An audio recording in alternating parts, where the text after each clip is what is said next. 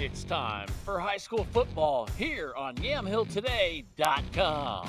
Sullivan's going to hand off to Raff, right up the middle, breaks one tackle, two tackles, then he go into the end zone, touchdown Grizzlies! Dropping back at Sullivan, he double pumps, he goes to the far side, has a man wide open, and it's caught. And it's going to be touchdown Grizzlies! This season's broadcast is brought to you by Willamette Valley Medical Center, Andrew Physical Therapy, Bethany Abe Lynn at Edward Jones, Big Box Returns, Les Schwab Tires of McMinnville, Macy & Sons Funeral Directors, and Willamette Valley Orthopedic and Sports Medicine. They're going to throw it. Sullivan throws across the middle. It is caught, and walking into the end zone, touchdown Grizzlies is Gabe Blanco. Now let's head over to the press box. Here's Jeff Ivey and Brian Erickson.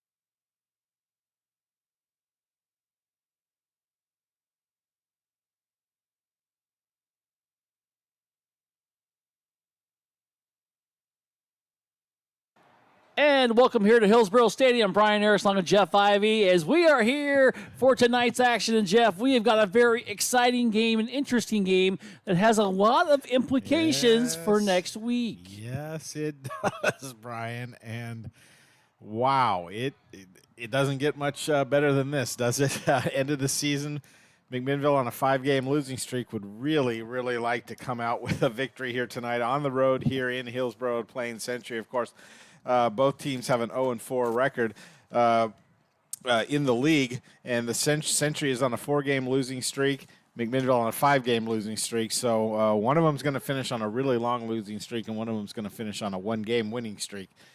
But both teams, to have any chance, got to win this game tonight. Yeah. Any chance to play after this week, gotta win tonight. Yeah, and then we were rolling the dice even then. Yeah, I agree. But you know, if you're McMinnville, you've just got to come out here and do what you need to do, make the plays, do what you can, do it within your power. Yeah, and just looking at the two teams, kind of Brian, before the kickoff here tonight, give a kind of pregame. Just looking, McMinnville appears to be bigger and faster. But I'm not going to say that because you don't know how players react during the game, but they appear to be. And so I give them a little bit of an edge there. Some of the common opponents that McMinnville played and Century played, McMinnville beat some of those common opponents early on in the season. Century lost to Forest Grove, for instance, and McMinnville blew out Forest Grove. So I have a little bit of high hopes, but they're guarded high hopes tonight for McMinnville. Yeah, it'll be fun to see how they come out here, and hopefully they come out here with a sense of urgency a little bit, Jeff, as we get ready for action here, as we are live up here in the press box. And here is the kick, and it goes up to about the 13-yard line. There we go. And go across the 20, 25, still on his feet, breaks one tackle, second tackle across the 40, and then driven out of bounds right in front of the Century bench. And that is great field position and a nice return there by the Jaguars. Yeah, and it's senior night here, Brian, for Century. So they got a lot of seniors before the game, at least half the team, and they don't dress many. We counted 33 players dressed tonight for tonight's football game. McMinnville brought a good contingency of players, probably bringing up some JV guys to get them some experience in this final regular season game for them. But Century is going to be led on the field by quarterback number 3, Johnny Ellis. Well, Johnny Ellis is the quarterback, and I'm glad you can see it because their numbers are tough to read here, folks. Here's the handoff, and the ball's on the ground. It's going to be a fumble. The Grizzlies say they have it, and they do. Grizzly football. Well, that was a handoff just straight up the middle to Peter Torillo, and he, like you said, dropped the ball, Brian, on the very first play of the game, and McMinnville takes over. What a great start for McMinnville 13 seconds into this football game. Yes, it is. And, Jeff, we are a ways up here tonight. Yes, we are. And the Jaguars, we didn't even get time to talk about their jerseys, really. Yeah. And their jerseys are a teal and black combo, and easier to just read on the sidelines, actually, than they are on the field. As we come out here in the Grizzlies in their white uniforms and their red helmets, quarterbacked by Mr. Kane Sullivan here tonight. And here we go. Fake handoff. Sullivan drops back. He's going to pass. He's going to throw across the middle. Has a receiver, and it incomplete. And tried to find him down there near the 10-yard line. And who was that down there? Was that Gibson? I think that was, that's hard to read. Yeah, Gabe Blanco. It was Blanco. It was Blanco, yeah. Yes. And Blanco, outstretched arms, could not come up with it. Just maybe thrown a little bit too far. Yeah, I don't know which is closer, Highway 26 or Top Golf to how far away we are from the field right now, Brian. But that was a good play. I like that. Get that turnover quick and go for the quick strike. Second down now and 10. Here we go as the Grizzlies come out here. Hand it off. Gibson's going to go off to the left side and then breaks the tackle down, going to the right side. And he's going to get forward for a few yards there. Nice little run there by Gibson. And really, there wasn't much there. Picked up about three yards maybe to the 38, just between the 38 and 39-yard line. Yep. I'm going to give him 4. All right. Officially. But here's a 3rd and 6 after the turnover. Big play for McMinnville to keep this drive alive and kind of put early pressure on Century here. You got Seahaver in the backfield along with Gibson. And here is Sullivan. He's going to hand it off. He's going to give it to Gibson on a little run-pass option. And it's going to be a first down as Gibson gets inside the 30-yard line to the 29. Well, a little bit of a high snap there kind of caused just a little bit of delay in the timing on the play, but both players stuck with it. And between Kane Sullivan and Gibson, and it is a first down. McMinnville quickly to the line of scrimmage. Not maybe wanting to let the Jaguars make any substitutions here. Well, they don't have a lot of guys on their bench, the don't. Jaguars. In fact, the Grizzlies have more, and so they might want to go up tempo. They hand off, and going through is Gibson. He's not going to get very far. And in fact, he's going to get about a yard and a half, 2 yards before he's stopped there by the Jaguars. Nothing really other than that first play difficult for McMinnville. Just kind of straight ahead handoffs to Gibson on the first 3 runs of the game. He's up to 17 yards on 3 carries. Interesting to see the Grizzlies just kind of go to the ground here after they did have one long pass, and they're probably just going to try to take some time off the clock if possible. Trying to shorten this game up a little bit. Here we go. High snap. Sullivan's going to throw it. He throws it on the far side, and it's incomplete. Almost a lateral back there. And the pass wasn't intended for Seahaver, I believe, there. And dropped it, and it's going to bring up 3rd and about, let's call it 8 yards. Yeah, that play was kind of looked like it was dead from the get-go. Century did a good job. That linebacker out there on the far side in the flats kind of pushed up the field to make the throw more difficult for Kane Sullivan on that play. Got to figure this might be 4-down territory. Although I do see in the ballgame right now, Brian, Bryce Wilson. It's good to see him back after a couple weeks. It is true, and they're going to throw it across in the crossing pattern. He catches it, going to get a first down or more, and he gets them down the 10-yard line. We talked about him because he is their kicker as well, but there he is the receiver, gets the first down, and a big first down to the 10-yard line. Yeah, just a real quick down and turn in to catch the ball, and by the time any Jaguar was close to him, he was well past the first down marker, and the drive continues now. Ball just inside the 10-yard line. As they bring it up now and take their time coming up to the line. I wouldn't be surprised if they try to make something happen right up the middle again. They've kind of spread everybody out. There we go. Handoff Gibson goes up. He's going to run into the end zone. Touchdown, Grizzlies. Nick Gibson with a 10-yard run for McMinnville. Excellent job by the offensive line to just push that Century defensive line out of the way. Gibson gets hit about the 2-yard line or so and just bulls into the end zone for the touchdown. That's a nice start here for McMinnville. Very good start. It's exactly what we would hope would happen. And here they come on, and they look like they're going to show they're going for 2, and then they back out of it. And they are going to ask for the T, I think, now. Quickly. Yes, they are. And here comes the person running out, giving the T. And they will kick the extra point here. I'll make the changes on our end here as well. Nice to see the Grizzlies get on top, Jeff. It's been a while since they've had a lead. When's the last time they had a lead? It's been quite a while. It has been. And it's going to be a 2-point conversion, and they run it in easy. Wilson. Easy play there. Everybody expected them to kick, and Jeff, I think part of that, running out the tee, was all about that whole thing there. It was, absolutely. And, you can do that when you got Wilson back in there. He's a great athlete. You saw on that 16-yard catch that he had on a conversion for the first down. All righty, 9:50 to go left in the first quarter. Grizzlies strike first. They lead 8-0. Transitions in life. Sometimes it's difficult. One of the biggest transitions is when a loved one leaves us. Macy & Son is there for you, a trusted friend for 5 generations in Yamhill County. At that time, you will have lots of questions, and you need someone to walk with you every step of the way. Burial or cremation, and a myriad of options. Let Macy & Son walk that journey with you. Macy & Son McMinnville, 5 generations helping with funeral and family needs. Grizzly Nation, wake up! I'm here at Big Box Returns, and now I'm excited for our next second half of football. Here at Big Box Returns, we've got loads of deals. So come on down the weekend after the game and find some amazing things. Go Grizzlies!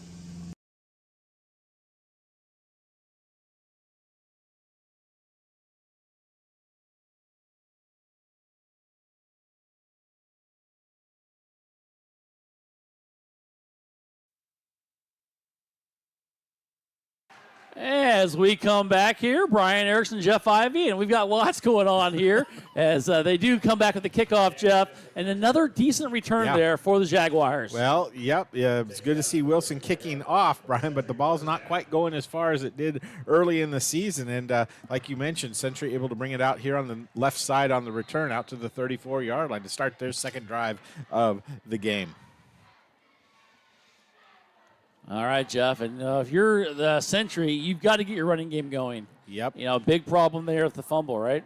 Big problem. That's an auspicious start, and probably the best offensive lineman for Century just came off the field and is getting some wrap on his wrist or something going on there down there, Brian, on the right-hand side. Here we go. Hand off, and just like that, with a huge takedown in the backfield. And you see who flew in there? Mr. McGurven. Yeah, that was crazy. He was in the backfield real quick, and now I think that offensive lineman that came out is now back in the ball game, but a loss of 2 on the play. And so far, 2 plays, -4 yards for the Jaguars. That's kind of crazy. It's good to see the Grizzly defense come out there and start out strong. Very, very good. As they're going to go empty backfield, 4 wideouts on the right side. Oh, no, bring somebody back this way. And timeout. Yes, we are. They're going to call a timeout, and so are we. They saw something they didn't like, and they go ahead. They're going to talk about it. 8:58 left to go in the first quarter. Grizzlies lead 8-0. We'll be back right after this. If you're looking for a financial advisor located here in McMinnville, Bethany A. Blinn has you covered. She has a holistic approach and understands what is most important to you, using an established process to build personalized strategies and partnering with you throughout your life to help keep you on track. Her investment philosophy is a long-term approach with an emphasis on quality, durability, historical context, and common sense. Give Bethany at Edward Jones a call at 503-472-0555. And go Grizzlies! All righty, welcome back here at YamhillToday.com. Brian Erickson along with Jeff Ivey. And Jeff, Grizzly defense is stepping up here so far tonight. They most certainly are, Brian. Looking really good on the first 2 plays of this first quarter on defense. Ellis, shotgun formation. He's in the back. He's going to look. He's going to throw across here. And it is caught and taken down at around the 39-yard line. The Grizzlies will give him that short little out there, Jeff. Yep, nice little 7-yard play. Brings up third and somewhat manageable on the play. That pass out to Saxton Troop. Nice job getting the ball. As they come up here now. And it'd be interesting to see, really, if they try to open it up a little bit, because the Grizzlies will tighten it in, and they won't give them that eventually, as they're going to go to the right, roll out, short pass, and it's incomplete. Nice job of getting in there is Seahaver and knocking the ball out. He had great anticipation on that, Brian, on the break, and I tell you what, that was going to be a loss of a yard or 2 had the receiver made the play. So good job by the defense to step up and go potentially force another 3 and out as I'm not sure if they just brought the punt team in there. It looks like No. it's hard to tell, He isn't could it? back up, right? I mean, he might just do that. Or they do a close punt. Yeah, it looks more like a punt than anything. As going into the backfield there is Gabe Blanco to receive the potential punt, and it's kind of off the side of his foot and not very long. It's going to take a Grizzly bounce, and it's going to now roll a Jaguar. Or take a Jaguar bounce at first, and then went Grizzly way. And you're right, Jeff, not very long. Ball will be at the 41-yard line. Just a 20-yard punt there for McMinnville, for Century. Didn't take much time off the clock either, and I know Century wants to shorten this game, limit the number of possessions McMinnville has, but not working out exactly as they'd hoped right now. Excellent field position again to start this next drive. Here we go. Shotgun formations for Sullivan. He's going to hand off. No, he's going to fake it. He's going to throw it over there to the far side. It is caught and then nowhere to go. Maybe a short gain there, Jeff, as it was caught there by Coda Spencer. And then he is kind of ridden to the outside. And thanks to Coda's little strength there, he was able to push forward for a gain of 4. Yeah, nice job. I thought it was way shorter than that. Wow, you did a good job. Just keep driving those feet. And that's what you got to do. And Coda did a good job there. It's going to bring up second down now and 6. 7:40 to go here in the first quarter. It is 8-0 McMinnville. Spencer's going to hand it off, and it's going to be breaking through his Gibson. He's going to go here, and he's going to take him down. He thought he's going to have a lot of room, cut to the right, and he may have got to the first down mark, and that's about it, and he does. They signal first down Grizzlies. Yeah, he did a good job just running forward. Had he cut that in a little bit earlier, Brian, I think he might still be running. It was close. As they come out here now, Spencer taking his time. I like to see the confidence, Jeff. You can see it throughout the season as he's just taking his time. He's leading this offense and very confident in what he sees, and he's going to throw it now. He's going to take his time. He's going to back up. He's going to watch out, and as I say that, he's going to be taken down, and he's going to be sacked, a loss of 6-7 yards. Yeah, that was good coverage downfield by Century and a coverage sack. And is he down on the field there? Nope, that's a different McMinnville player.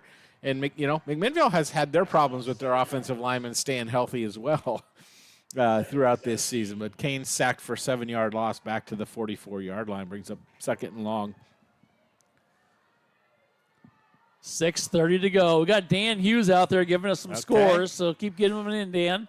I think that was the last night's score he gave us. So it'll drop off. He's going to fake it, double pump, throws across the center. Beautiful. It is caught right up the middle and sidestepping, and it's going to be a first down Grizzlies. And a nice play there by Gabe Blanco. Yep. And the pass there by Sullivan was right on the money. 19 yards on the play, and I tell you what, I like the pump fake to the outside receiver on the far side, then come back, look for Gabe Blanco wide open in the middle of the field, and Gabe turns it up for a great play on second and long. Edging towards the 6-minute mark to go here in the first quarter. Grizzlies trying to add to their lead. They've got a flag just like that, and they're going to stop the play.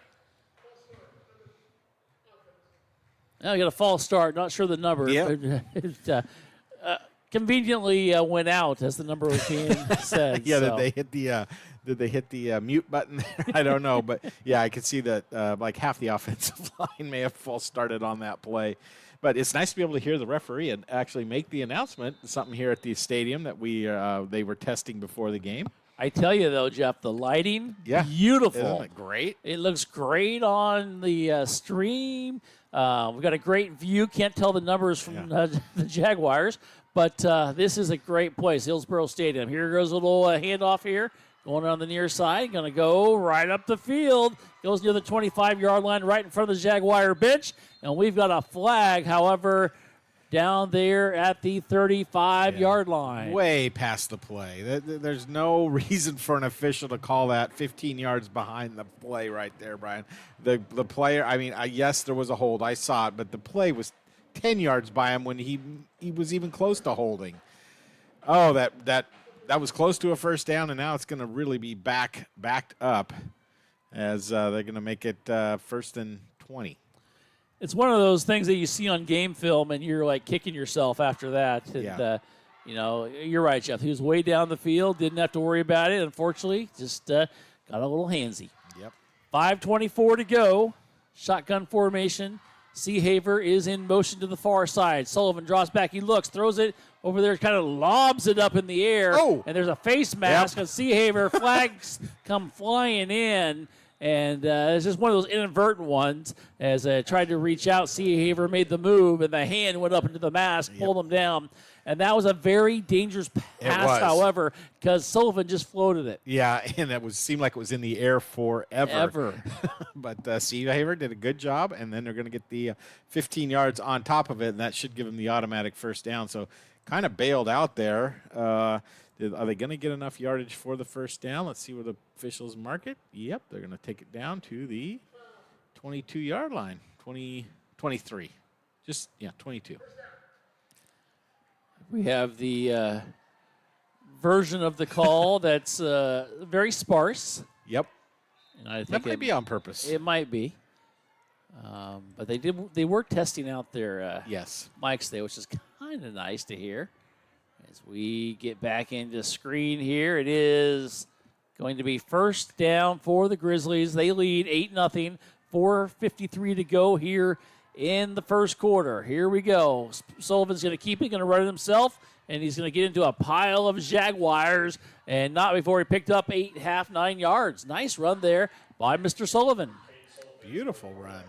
And he had the option. There was I think that was Blanco out there, possible as a pitch, but he kept it and cut it up inside down to the 13-yard line. 13-yard line. So 9 yards on the play. One might say he always has the option. He does. Don't know what that means. 4:20 to go. Trips on the far side. Sullivan looking over to get the signal from the coaching staff. He's got, I believe, Gibson in the backfield for protection, and he's going to fake the handoff. He's going to look back. He's going to roll to the right. He's going to throw to the right, and it is incomplete. Just kind of threw it away. Was intended for someone. Almost went to the Jaguars' mouth over here on the right side is pretty much where it is. I'll give you the Jaguar mouth there. Yeah, and I will say Walt Rosenberg was kind of wide open moving across the back of the end zone there, and I just don't think Kane had enough time to see him. Yeah, he was flushed out pretty quick. He was. All righty, it's going to bring up third down now. 3rd and 1 after the first down run by Sullivan. Going to put double receivers on the far side. And you've got Seahaver in motion now. Now we have trips on the far side. They're going to hand it off, and nothing there. It's going to be close. It was going to be a very interesting play call. They ran it up the middle, and was that Gibson with the run, and Gibson is going to be very close on the spot. I still don't see any indication. They're going to measure. Oh, nope. They just pointed first down, so they gave him, which is all he needed. You know, we could have said 4th and a hot dog. We could have. But it depends whose hot dog we're talking about. The foot long or the regular hot dog. Man, that thing was ginormous. Yes, it was. It was very good, too. Yeah. Okay, we got a first down. Here we go. Let's talk football. 3:33 to go. 6 first downs already for McMinnville. And here comes Sullivan, going to run it right up the middle, and he has tripped up. He was going forward and thought he had a huge opening, and then he got tripped up and fell to the turf. But he did pick up a nice run there. Yep, 5 yards. But I thought he was going to be in the score, but somebody's hand just got him. I don't think it was the soccer line there. I think it was a hand. It's kind of crazy. Here we go. Look at how many defenders are within 3 yards of the line of scrimmage there, Brian. Everyone but one for the Jaguars right now. They expect the run here. They're going to get it. Gibson's going to go, and he's going to be spun around. Not before he is going to be close to a first down. Another gain of 5 for McMinnville. Nice job there by Gibson. Nice job by the offensive line, just opening up another big hole. Yep, and they give him the first. No, they give him. Well, they give him. They don't. 4. Wow, it's going to be 3rd and 1. First down. And now I wouldn't be surprised to see Gibson or Seahaver get that and just kind of run right up the middle once again. as they come in. I think the Jaguars are thinking the same thing. High snap. Gibson gets it, rolls off the left side into the end zone. Touchdown, Grizzlies. His second of the night. What a great drive that was, Brian. Yes, it was. It was nice to see them. A little bit of adversity, and that's okay. And they played it smart and went in there. And Gibson, nice little run into the end zone to get the score to make it 14-0. As the Grizzlies come out here to maybe go for two or maybe kick or who knows? They've mixed it up a couple times. They get the tee out. Doesn't mean anything though, right? It doesn't. As they get on to kick, and that is Bryce Wilson. Great to see him back at that position. Because you remember we talked about at the start of the season, he can kick it through the end zone when on kickoffs, and that is a huge tool. And can he still kick field or extra points? He can. And just like that, the Grizzlies extend their lead, Jeff, 15-0 here with 2:19 to go in the first quarter. Don't go away. We've got more coming up. Grizzlies lead. Back after this. At Willamette Valley Orthopedics and Sports Medicine, their orthopedic surgeons specialize in diagnosing, preventing, and treating disorders and injuries that affect muscles, tendons, nerves, ligaments, bones, joints, and other connective tissues. Willamette Valley Orthopedics and Sports Medicine strive to give you the highest quality of care with the most up-to-date orthopedic surgical techniques and non-operative treatments to help you get back into doing the things you enjoy. Their goal is to help you live your life to the fullest. Give them a call at 503-435-4520. Willamette Valley Orthopedics and Sports Medicine. McMinnville Les Schwab is a proud sponsor of Grizzly football on Yamhill today. When you shop at Les Schwab, they promise you the best tire value. This means you get free peace of mind protection and free lifetime tire and mileage care included in your purchase. McMinnville Les Schwab. They want to be the neighbor down the street you know and trust. We thank McMinnville Les Schwab for their support of McMinnville Grizzly football. As we come back here, you're seeing the remnants of the kick into the end zone, just like we called it, Jeff. And you mentioned it. Nice to see that. Yeah, that was a nice kickoff.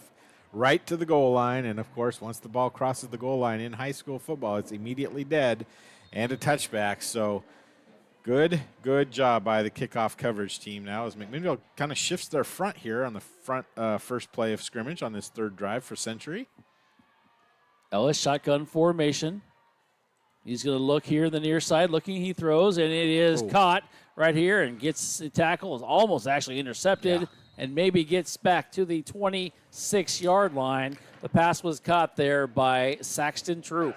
Yeah, and I'll tell you what, I'm not sure who that was. Was that Strong? Was that Kellen Strong who might have went for the interception? I like the play because there were two other defensive backs right behind him.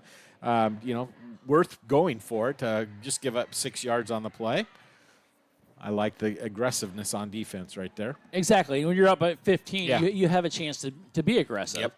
As they come on here, and they're showing blitz right now. You've got McGurvin looking right above the center, and he's just breathing down his neck. He drops back, though. Double fake by Ellis. He pumps it. He's going to run to the right side. Looking. He dumps it off. He is hit, but he has a receiver. It is caught, and they're going to say still in bounds, but not before he gets to the 31-yard line for a first down. Little lateral there out to the wide receiver, actually, Cam Smith. And Cam gets a nice little run of 7 yards. They're going to give him 6 yards on that play. First down of the ball game for the Jaguars. With 1:13 to go, and that's huge. That just says something about this McMinnville defense, Jeff, and that's something we haven't been able to see really for the last 4 or 5 weeks. They've come ready to play tonight.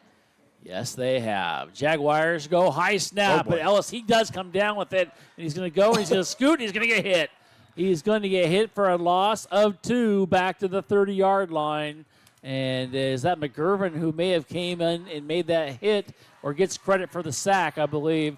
And, this Grizzly defense is putting some more pressure. And when you have that and you have a mistake by the center with a high snap, it doesn't lead to good things. Timing is everything on offense, and that just threw it off. Even though it's only like a half a second, three-quarters of a second, it can just ruin everything for you. And then, I don't know if you saw Ellis carrying the ball way out away from his body in one hand. Opportunity there for McMinnville maybe to think about swiping at it next time he does that. Down to 20 seconds to go in the quarter. It is 2nd down and 12. Ellis drops back. He's got to throw it fast. Oh. He does. He loops it up, and it is caught. And it's going to be down to the 35-yard line. And they come up, and they're saying that it is first down. Yeah. Of course it is. And that's Ariel Garcia Miraz, I believe, with the reception and a big play. Jeff, broken coverage there. It was. Somebody came up when they shouldn't have, Brian. I'm not sure who got burned on that one, but a big, big first down play for the Jaguars. All righty, that ends the first quarter of play. Our score, McMinnville 15, Jaguars nothing, but they've got the ball and they're threatening. Don't go away. We'll be back with more on YamhillToday.com. Caring creates healthier lives and healthier communities.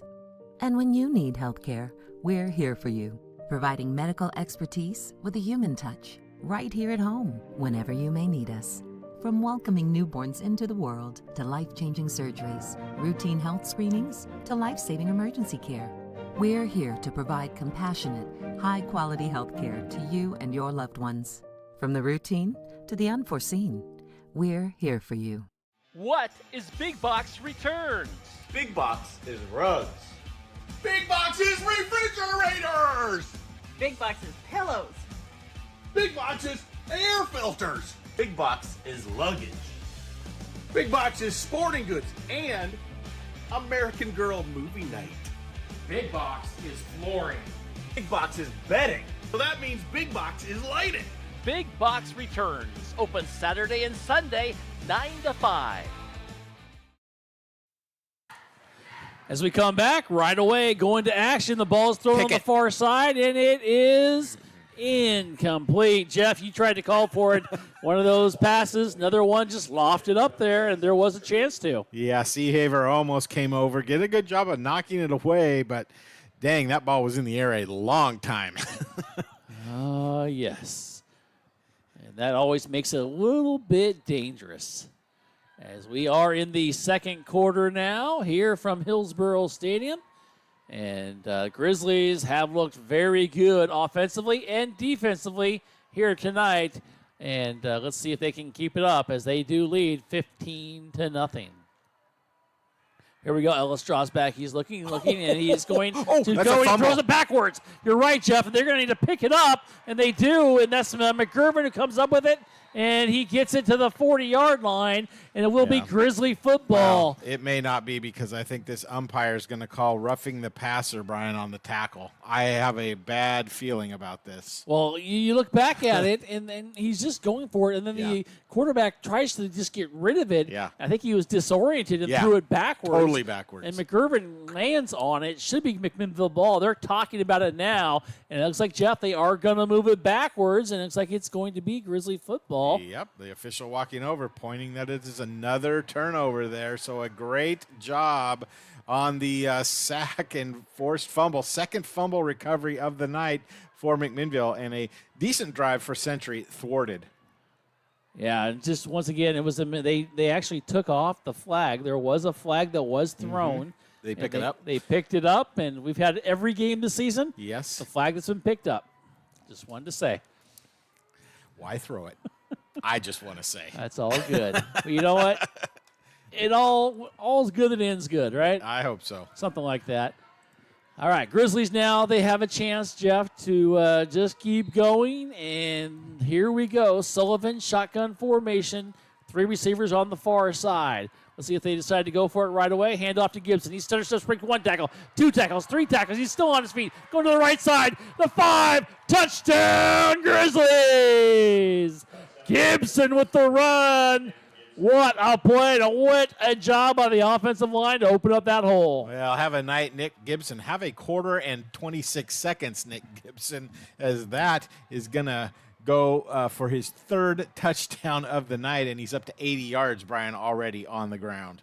Not a bad game, as you said. I think is what you're saying anyway. Yes, not a bad first quarter, not a quarter, barely a quarter. It's good to be on this side of it right now, isn't it? Yes. As they come on to kick the extra point. And let's get everything in there, and it's going to... Hello. Sorry. All right. Where did that come Oh, no. Wilson's going to kick the extra point. Here's the snap. The kick is up, and the kick is good. Oh, yes. Makes it 22-0. And it is the Grizzlies now have extended their lead. Don't go away. We've got more great Grizzly action coming up right after this. Andrew Physical Therapy, Orthopedic and Sports Rehab wants to see you make a full and quick recovery so that you can get back into life and the things that you like to do. Their friendly staff will listen and encourage and guide you through each step of the rehabilitation process. From low back pain to post-surgical rehabilitation after a shoulder surgery or knee replacement, they are here to help.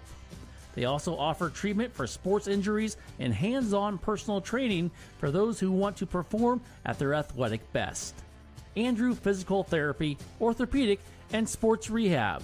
Give them a call at 503-435-1900. As we come back here is the kickoff for the Grizzlies. Wilson gets in there as the Grizzlies have extended the lead 22-0. Here's the kick, and it's going to go, and it's going to be taken at about the, let's call it the 9-yard line. It goes up across the 15, breaks one tackle. He stutter steps across the 20. They're going to mark him at the 23-yard line, and that's where Century will begin with 11:28 to go here in the second quarter. Well, Brian, I give you the big long drive recap. It was one play, 39 yards in 8 seconds. One of your best recaps of the year. 7 points at the end. That's all that matters.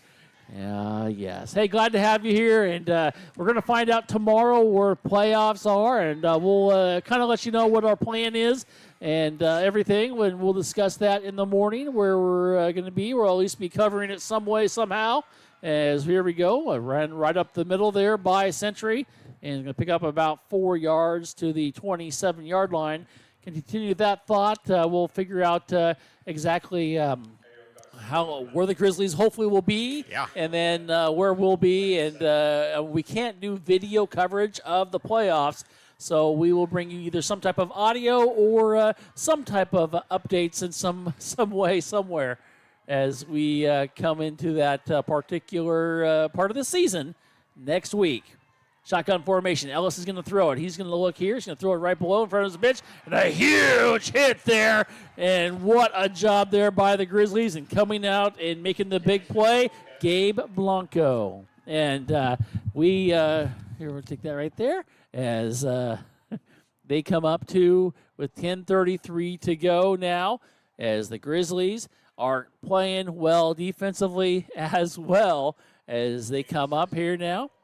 And Century's taking their time a little bit, which is kind of interesting because, being down 22 points, they need to get things going as they come up here now. 3 receivers on the far side for Century, and those probably the most beautiful uniforms we've seen in a long while, the teal and black. And here's the snap, and here's going to be the handoff right up the middle. Breaks one tackle and almost breaks the second one. And coming in there and making a great tackle is McGurvin once again. He is playing a great game here tonight for Grizzlies.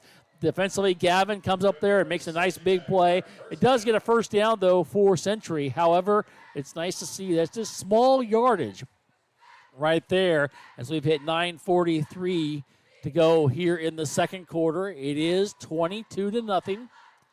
McMinnville in the lead as Ellis is going to try to make something happen. He's going to drop back. He's double pumping, and now he's going to run over on the far side. Actually, Garcia, flag comes in, and then taken down pretty hard on the far side. And making that tackle there was Pastrano. And may have actually hurt himself on the tackle. He comes up kind of holding his right arm. He just landed on the quarterback as there is a flag. The quarterback in there for Century now is Xavier Garcia.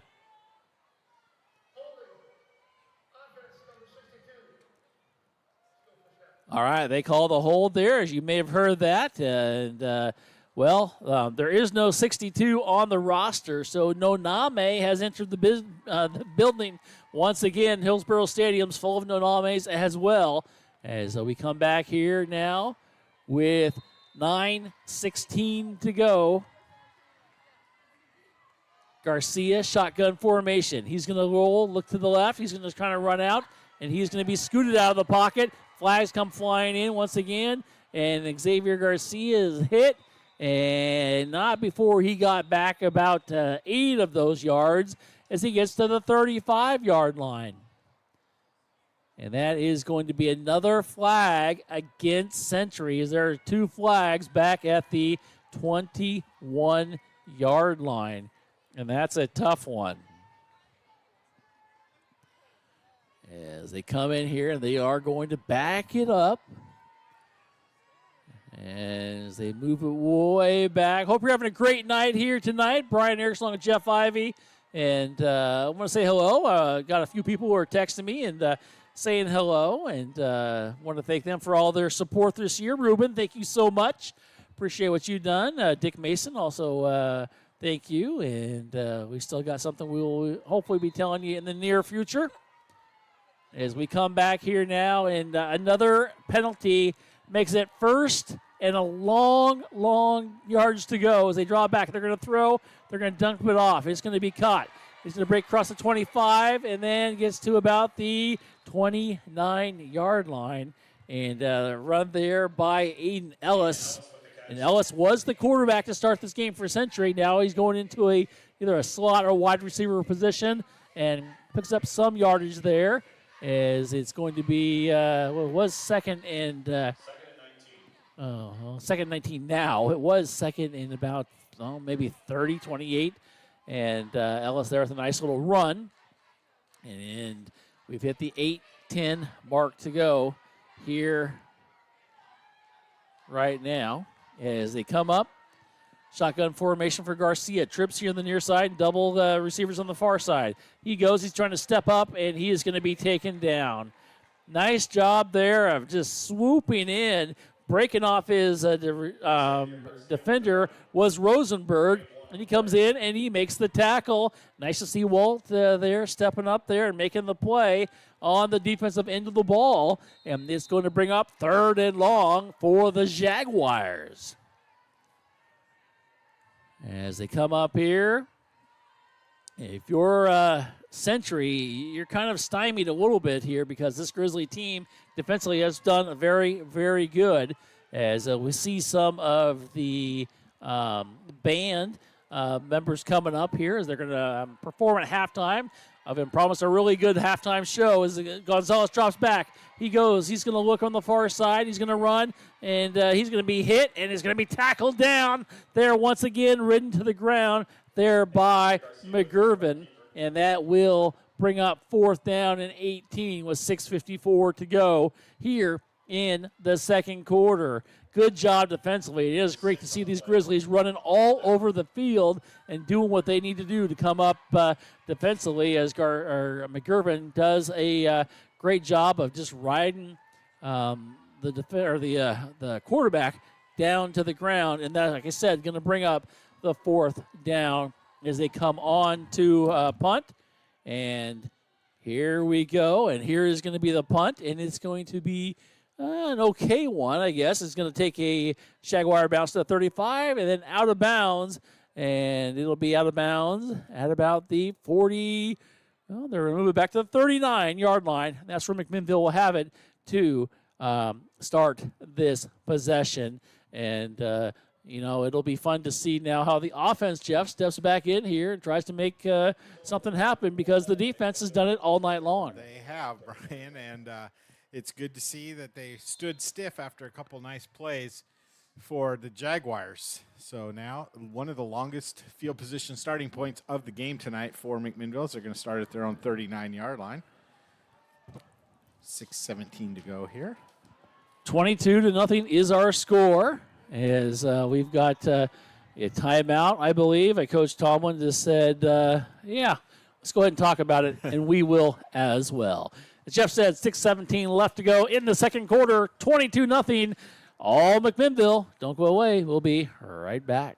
At Willamette Valley Orthopedics and Sports Medicine, their orthopedic surgeons specialize in diagnosing, preventing, and treating disorders and injuries that affect muscles, tendons, nerves, ligaments, bones, joints, and other connective tissues. Willamette Valley Orthopedics and Sports Medicine strive to give you the highest quality of care with the most up-to-date orthopedic surgical techniques and non-operative treatments to help you get back into doing the things you enjoy. Their goal is to help you live your life to the fullest. Give them a call at 503-435-4520. Willamette Valley Orthopedics and Sports Medicine. As we come back here, perfect timing here from the timeout. Sullivan shotgun formation for McMinnville. And looks like they are going to maybe throw the ball, and they are. Dropping back. Sullivan looking. He throws. He got a flag flying in. Has a receiver. It is caught across the 40, 45. Going to go all the way into the end zone. Touchdown Grizzlies. Not going to get too excited, though, because it looks like we may have a hold back at the 35-yard line. And pretty sure we do. As the offensive linemen start walking back, and that's usually the first sign. Boy, that was a 61-yard touchdown run coming back because of the hold. Yeah, a lot of people were just saying, why aren't they more excited about that? Yeah. Well, we knew. We saw it early. Yes, we did. It's nothing like getting on top of it early just in case you have to be back. You know, the things you talk about at half or during breaks and stuff, it's always more fun than probably the game. At times it can be. Sometimes it can be. Sometimes it just hits really quick, and you gotta get your stats going quickly. Something. Yes. Something. Anyways, I'm back. Thank you. Didn't know you were gone. Well, maybe some people noticed I stopped talking for a minute or three. It's all good. Don't believe you. Everything's all cleaned out now. 6:04 to go. 22-0 is our score. Grizzlies in the lead. Trips here on the near side. Looking to the left. Now he's going to run. He's going to be hit, and then he's going to be taken down the backfield and ridden down by a whole pack of Jaguars. Finally taken to the ground. Where's the flag? They blew the whistle about 3 minutes ago, and still nothing. Because you look, Jeff, you're right, because they're going to mark him at the 24. Yeah. He was ridden back down to the 19. So 5-yard loss there for Kane Sullivan once they bring it back. The last couple games, he's really struggled. Last week he carried the ball 18 times for 20 yards, Brian. Tonight, 4 attempts for 2 yards. So those sacks really having an impact on what the offense can do here. And now, you had scored a touchdown, but it was called back from the holding, and now you're 2nd and 25. 2nd and a quarter of the football field right here. Yeah, and we'll see what happens here now. Is they going to fake the handoff? No, they're going to hand it off. Here's Gibson. He's going to break one tackle. Second tackle as he gets to the 40-yard line and then taken down. He's going to pick up a big chunk of those yards as we have an injury in the backfield where Sullivan was. In fact, he was the first one to get there. Yeah. We have an injured Jaguar down there. We're going to give him 19 on that run by Gibson. Puts him at 99 yards for the game. And it looks like they're going to have a couple people from both sides come out and take a look at this young man that's on the field for the Jaguars right now. 4:56 to go. They are going to take a look at him, and our score is 22-0. It's like they're going to be able to get him up. He's going to be okay. Yeah, that's good to see. It is really good to see. And, Jeff, I want to give you an update here. South Salem on top of the North Salem Vikings. 34-0, 10:45 to go in that second quarter. How about an NBA score? I would love it. Orlando 31, Portland 26 at the end of the first quarter. See, and there's a chance. There is a chance, Brian. That's why you play the games. I think my over and under 24. I put under 24. I thought it was over under 10. Was that?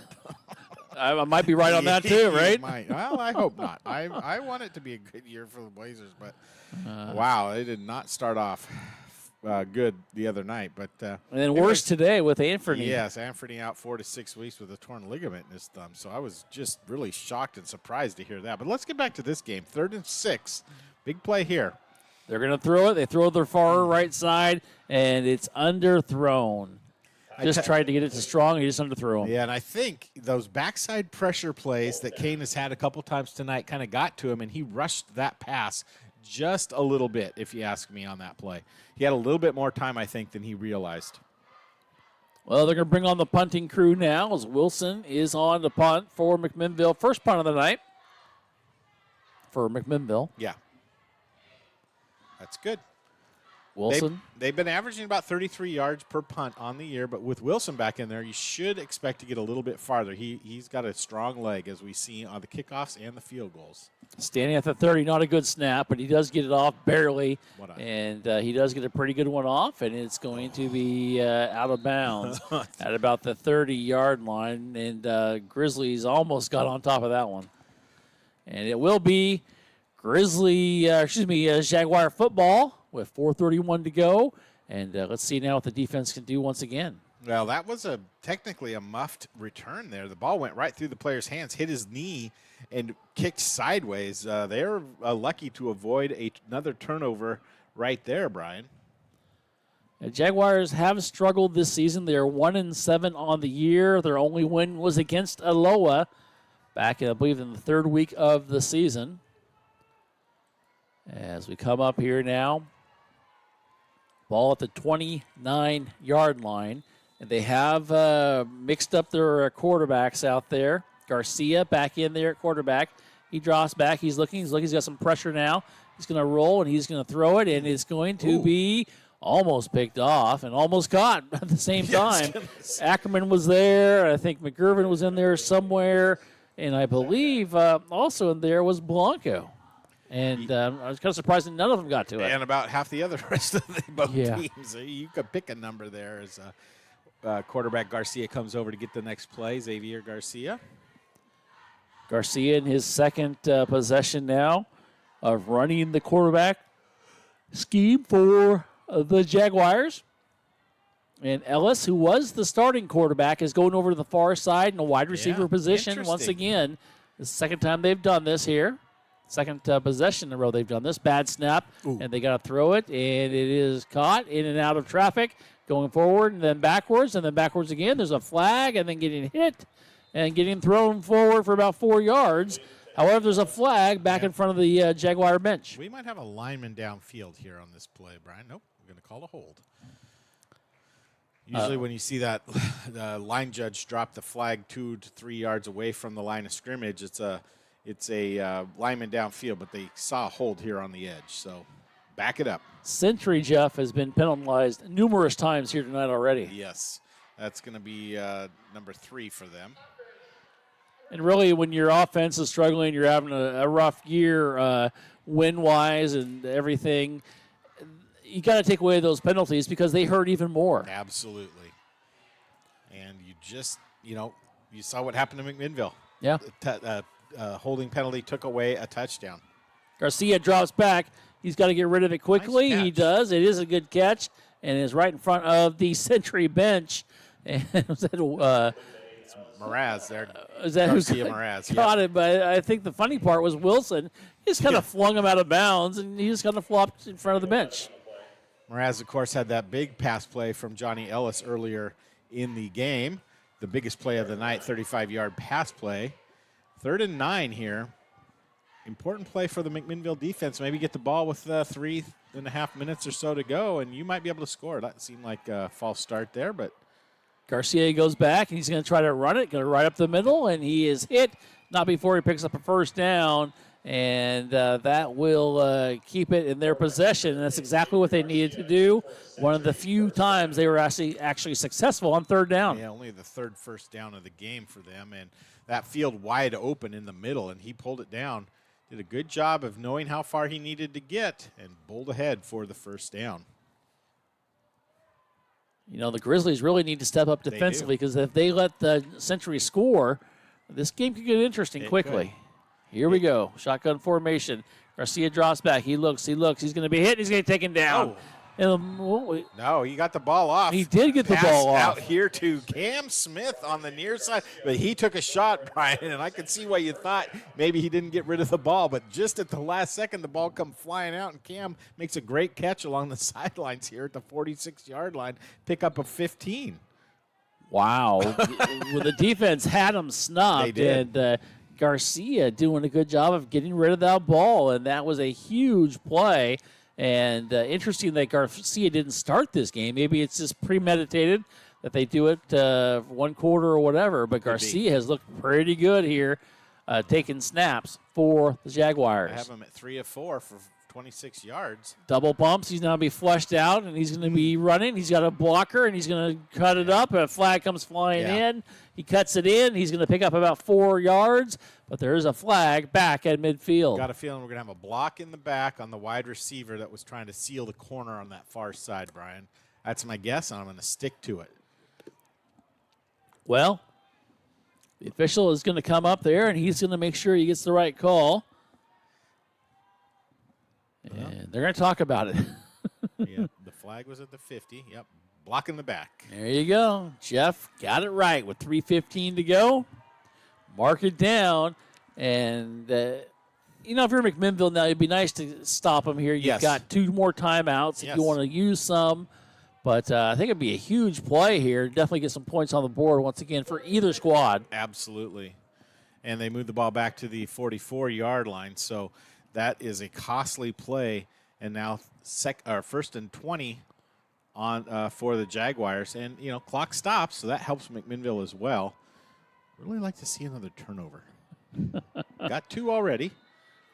Well, they're going to come after Garcia, it looks like, as he draws back. He throws across the center, has a receiver who just kind of sits down in the zone. Grizzlies are saying it's incomplete. Yep. And so do the officials say it's incomplete. Smith had a chance to make the play, and it would have been good for about 10 or 11 yards, but looked like he wanted to turn right before it got to him, and he ended up dropping the ball. It's one of those things, too, that you're taught, hey, if you can get down in that zone, just sit there. Take the ball and just take what you can get. Yeah, because that would have been, would have left you 2nd and 8, 2nd and 9, something like that, and now you're at 2nd and 20 again. A little bit harder to get all those yards. Here we go. Garcia drops back. He's going to roll to the right. Looking. He throws. And it's caught around the 50-yard line, or the 45-yard line. And Ackerman just kind of throws the receiver out. That was Johnny Ellis, quarterback to quarterback there. Okay, and then we'll give it to him. And he gets that. And Jeff, if you're Century, you're moving the ball finally. One of the few times you've done that tonight. You are, and I tell you what, Xavier Garcia's come in. He's 4 of 6 now for 38 yards, and that was a great play over the top of the linebacker out in the flat, Brian. Big play here for the defense. Come on, McMinnville, let's go. Here we go. Garcia draws back. He looks. He's got flags flying, and they have a whistle, and they stop action. And okay, I thought we were going to hear the official. Once again, he's having troubles. Anytime he gets that over there, if he's over there down near the 30, it must be the antenna down there because it kind of cuts out. He's going to go against Century. Once again, how many penalties they got now? That is 4 penalties. I have them for 4 for 40 yards. Okay. Untimely penalties here, Brian. Well, the only thing really, Jeff, though, is it does take a little bit of time off the clock. Yep. Now it's running again. It's 2:17 and counting. They really haven't run the ball since Garcia has come in. It's all been passes. It is 3rd down and 13. Garcia's going to throw it again. He's looking. He's got pressure, and he's going to be flung around. He's going to break out of it, and he's going to be flung around again. The ball's on the ground, and Century is saying they have it. Grizzlies are clapping. They know we don't got it, but they know it's going to be 4th down. Yeah, again, Garcia, ball out in the middle of his hand, just way away from his body. And I think it was McGurvin came up from behind and kind of swatted him. And as he's going to the ground, the ball came loose. Excellent defense job there for the sack. A 5-yard loss back to the 46-yard line. It's going to bring up 4th down now, 1:30 to go. Surprised they don't take a timeout. Yeah, I'm really surprised unless they're trying to save it here. Now Century is just going to wait and take as much time off the clock if they're going to let them do it. And that's exactly what Coach Tomlin is going to let them do. They're going to call a timeout. And we'll take the timeout as well. 1:16 to go, 22-0. Grizzlies in the lead. Don't go away. We will be right back. McMinnville Les Schwab is a proud sponsor of Grizzly football on Yamhill today. When you shop at Les Schwab, they promise you the best tire value. This means you get free peace of mind protection and free lifetime tire and mileage care included in your purchase. McMinnville Les Schwab. They want to be the neighbor down the street you know and trust. We thank McMinnville Les Schwab for their support of McMinnville Grizzly football. Heat, it does feel good, though. I bet it's nice on your legs. It is nice. We are back here, and we're up in the nice press box here at Hillsborough Stadium. This is where the Portland State Vikings play, the Century Jaguars play. Yeah, a lot of high school playoff games get played here throughout the year, throughout the playoff season especially. It's a beautiful facility for a high school football game. As we come back here, and it's fourth down, Jeff, they probably are going to punt. No, they're going to go for it, and we got a flag. They were going to go for it on fourth down and 19 from their own 46-yard line. Kind of surprising. And now it would be really surprising if they go. So they're going to mark it off. Another penalty against them, their fifth one. And they move it back to the 41-yard line. And I think now you're bringing the punter? I think this is the punter coming in there, number 2. I think that's the 46 is right at the line of, we might go for it. But you get back to the 41, you're definitely punting. Yeah, I say that, they're going to go for it. Are they? Is that? He's only 7 yards deep for a punt. That seems a little close. And that is Elaronzis, and he does get it off. It's not a very good one, and it's going to roll, though, a Grizzly roll. No, a Jaguar roll inside the 20, down inside the 15, down to the 13-yard line. Wow. Yeah, wow, exactly. With 1:03 to go, though, the Grizzlies, Jeff, have 2 timeouts here. So there is a chance here offensively for McMinnville to make something happen. 46-yard punt really flipped the field position there. And 103, McMinnville has a quick strike. They've been able to do that in other games this year to get a minute and a half drive going, but from their own 13-yard line, it's going to be a little tough. But I like to see it. I like to witness it. Well, there we go. We've got Mr. Gibson in the backfield. Trips on the far side for the Grizzlies. Sullivan, shotgun formation. He's going to hand it off to Gibson. Going to break one tackle. Second tackle. He's going to go to the right side. He's going to go through, and the flag comes flying in. And Gibson is going to pick up, though, about 12 yards, maybe 13, as he gets to the 26-yard line.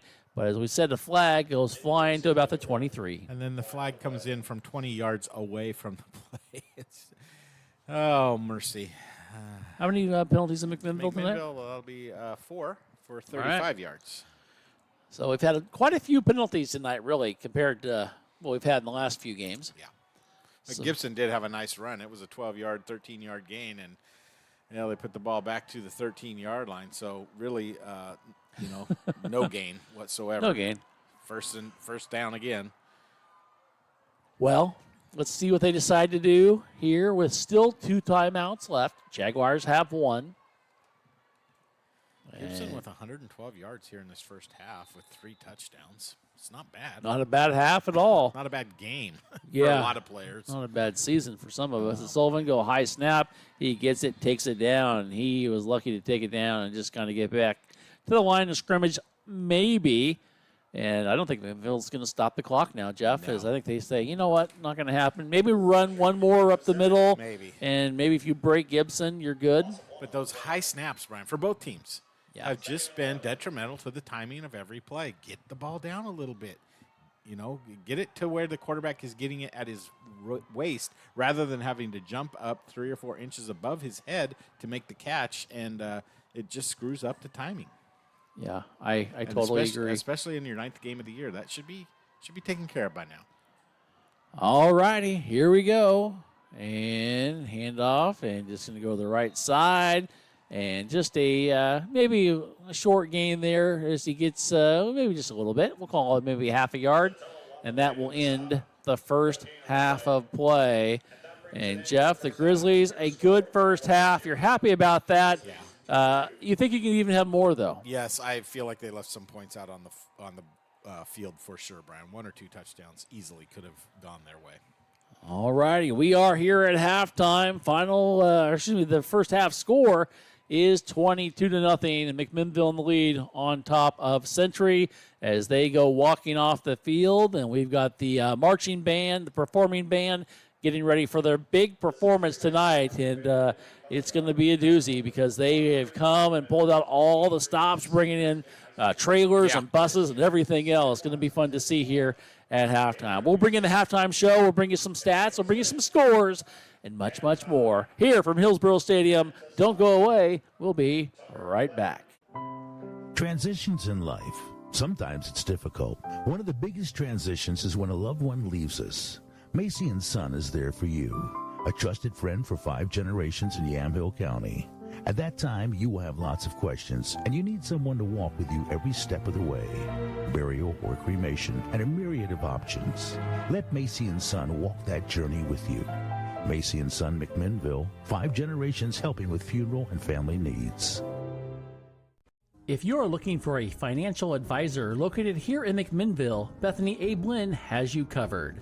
She has a holistic approach and understands what is most important to you, using an established process to build personalized strategies and partnering with you throughout your life to help keep you on track. Her investment philosophy is a long-term approach with an emphasis on quality, durability, historical context, and common sense. Give Bethany at Edward Jones a call at 503-472-0555. And go Grizzlies! At Willamette Valley Orthopedics and Sports Medicine, their orthopedic surgeons specialize in diagnosing, preventing, and treating disorders and injuries that affect muscles, tendons, nerves, ligaments, bones, joints, and other connective tissues. Willamette Valley Orthopedics and Sports Medicine strive to give you the highest quality of care with the most up-to-date orthopedic surgical techniques and non-operative treatments to help you get back into doing the things you enjoy.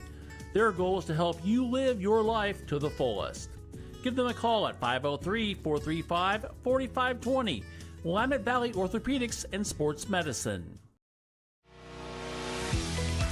KLYC is back in Mac. Yamhill County's 1260 KLYC is again locally owned and operated. Join AM 1260 KLYC for local news, local sports, and lots of classic hits. You can also hear Linfield Wildcat football and McMinnville Grizzlies football on AM 1260 KLYC. Visit the website, KLYCnow.com.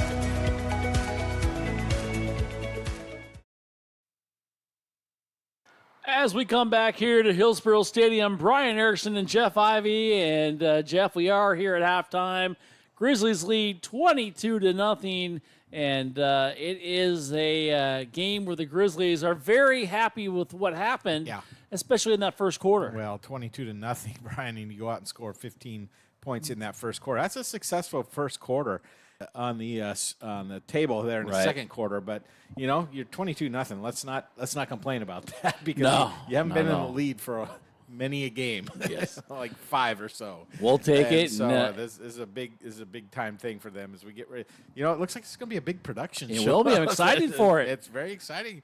You mentioned that there's a semi-truck trailer over on the end zone there, and they bring out a lot of gear here for this Century band, and they look excited to play tonight. But you know, McMinnville's football team was also excited to play that first half tonight. Yes, they were, and they got the lead 22-0, and they're very happy with that. And then still, though, 22 points, a lot can happen. Big second half needed also offensively and defensively. And I really think the stats do tell the story of the game so far in this first half. They do, and you know, the most important stat is 22-0, McMinnville in the lead.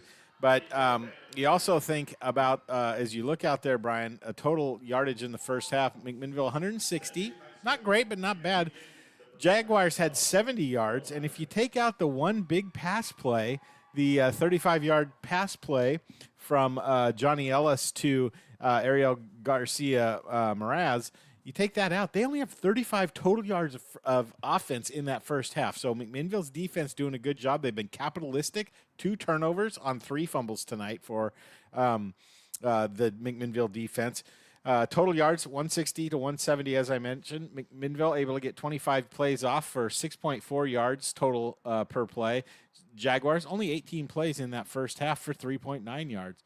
Passing, most of the yards actually, all of the yards on the positive side for Century have come through the air. 86 yards, but do you remember I said they had 70 yards total?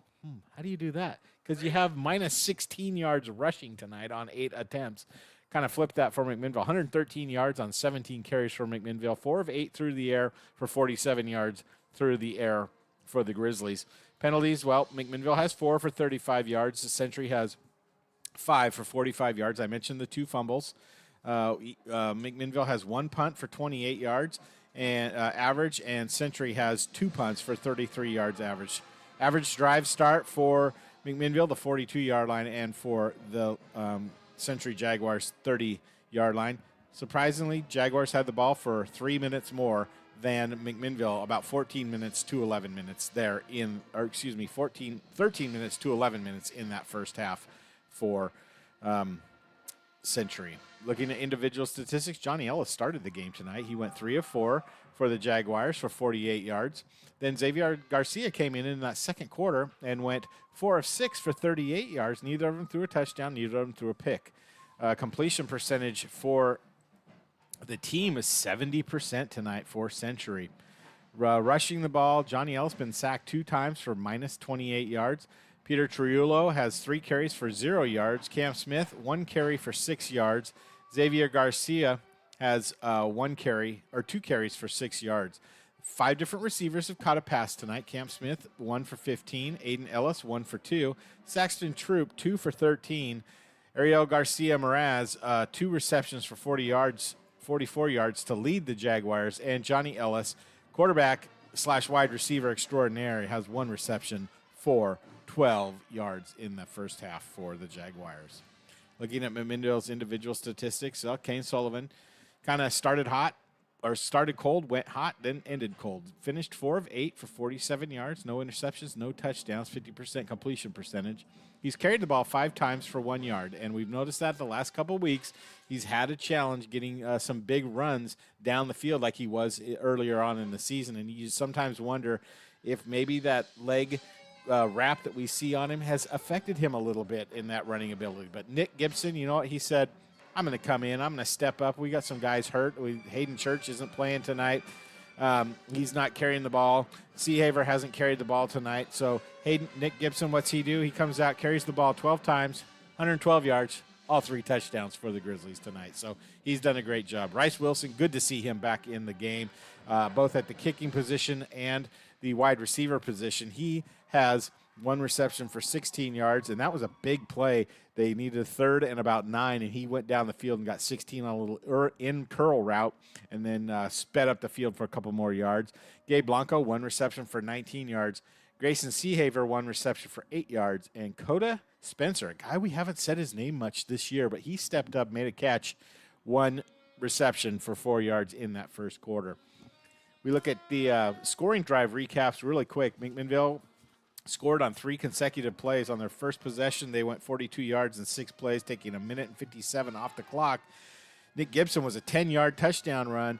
They lined up to go for the extra point, but they pulled out the old 2-point fake-a-roo and were able to get the run by Wilson, and it was 8-0. On the ensuing drive that McMinnville took with 8:12 to go in the first quarter, they went 59 yards in 14 plays in 5 minutes and 53 seconds. Quite honestly, maybe one of their longest drives of the entire season, and a great time for it to happen, as it was a 3-yard touchdown run by Nick Gibson, and when the kick was up and good, it was 15-0 for McMinnville. After a fumble on the ensuing plays by Century, McMinnville took the ball over with 11:42 to go in the second quarter, and they went 1 play. It was a 39-yard run by Nick Gibson down the right sideline. An easy touchdown for him. The kick was up by Wilson, and it was good, and that's where our score remains, 22-0. Both teams kind of had a couple of possessions where they really couldn't get anything going on offense, or the defense just kind of would hold both teams. So McMinnville is going to get the ball to start the second half as they come out of the halftime break, and it'll be interesting to see if they can come out and put some points on and really make it an urgent game for the Jaguars to try and get back into it. Nice job. I'm impressed. I'm impressed with what I'm seeing out here, too. We got lights going off. We got people moving around, and it sounds really good. They got the big pit. Look at all those things. What are those, marimbas or xylophones or whatever. Xylophones, yeah. There we go. They are They got a rocking. gong out there. You know, somebody could gong me as far as I'm concerned. Get me off the air tonight. I'm just rambling at this point. And that's okay, Jeff. Let's just look at this. Look what we've got going out here, the Century Band. Yeah, that's fantastic. We graduated a few years ago, just Yes. a couple years. Yeah. We were nothing like this. No. Not a chance. These guys They're are good. on top of it, and they have got LED lights flashing. Yeah. You're right. They have got it all. They've got a drum kit right in the middle of the field. Yeah. Plus all the drummers out there, because drummers are the best, as we They all are. know. This is impressive. Yeah, so last week, as just a little side story about this band, last week we were up here celebrating Amanda's boyfriend's birthday on Saturday, and we went over to the a factory outlet store that's in the neighborhood here. Okay. I'm not going to say which one, but there's a factory outlet store, a company outlet, you know, and we went over there shopping, and right next to the parking lot is, I think it was Sunset High School, and as we're driving to it, there are bands everywhere. There was some sort of band competition going on, and I mean, they had food out, these big tents, trucks everywhere, and I'm like, this was not how it was when we were in high school. It's like, bring your instrument and go on the field and, you know, put your uniform on. We got everything going on out here. We got lights, cameras, you name it, and they sound really good. But it was fun, and it was just like, man, there were so many bands in this area last weekend when we were up here. Very cool. I know exactly what outlet you were. We were there the next day. Were you? Yes, we were.